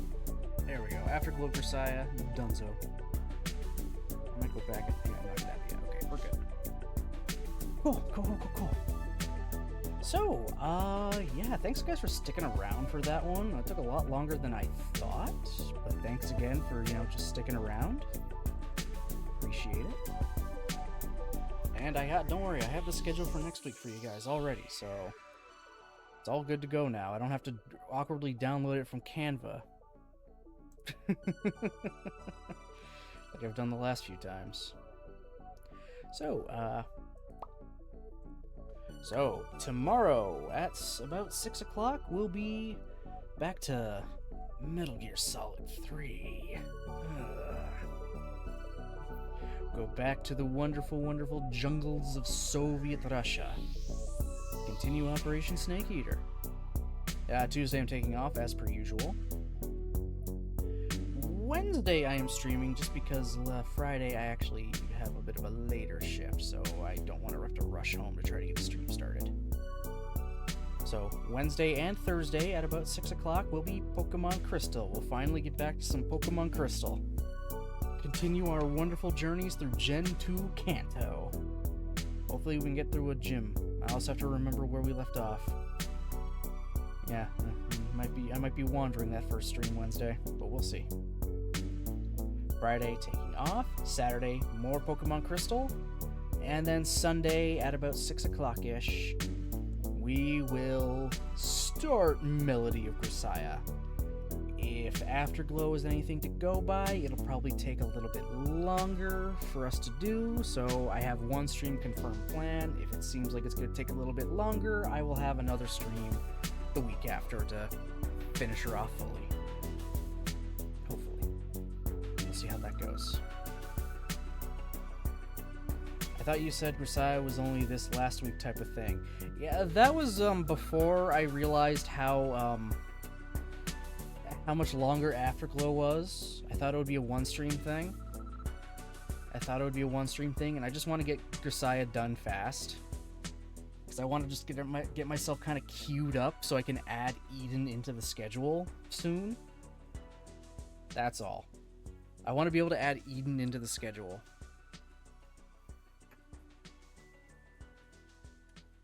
Because I kind of can with Fate Extella only being a 1 day a week thing. Same with Metal Gear. So I can open it up a little more, just have Pokemon Crystal, Digimon, and then Grisaia. So, yeah, that's just kind of what I'm going with. And hope it will work out. So, maybe Melody will be one stream. I'm kind of expecting maybe 2. But, yeah, I'll play it by ear. That kind of thing. Yeah.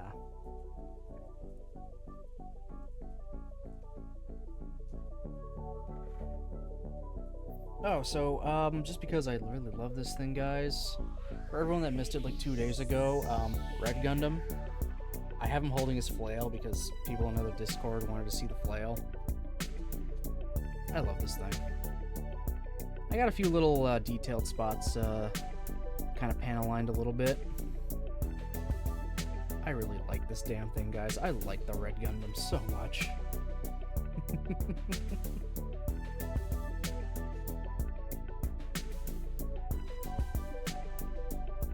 I like it so much.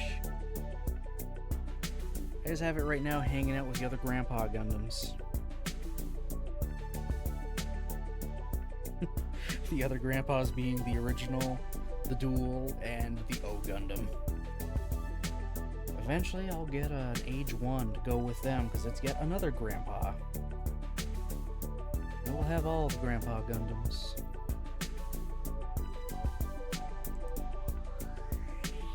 I think Fail would count as a Grandpa Gundam, because it was the first Gundam of its verse, technically.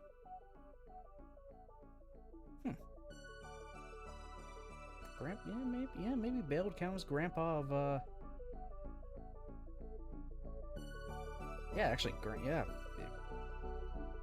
Bale would count as, I think would count as Grandpa of the IBO Gundams. Wing Zero would technically count, but at the same time, I'd consider the Tall Geese more the Grandpa, because it's literally the source of every mobile suit. I don't know, I'm getting into other stuff. So, I'm just not gonna worry about it. Or else I'll be here for a lot longer. So, yeah. Thank you, everybody, for watching, commenting, and lurking, and for the bits in the resub. Appreciate it very, very much. Yeah, I should be back tomorrow at about, 6-ish for some Metal Gear Solid 3. So, I hope you all have yourselves a great rest of your night, and I'll see you next time.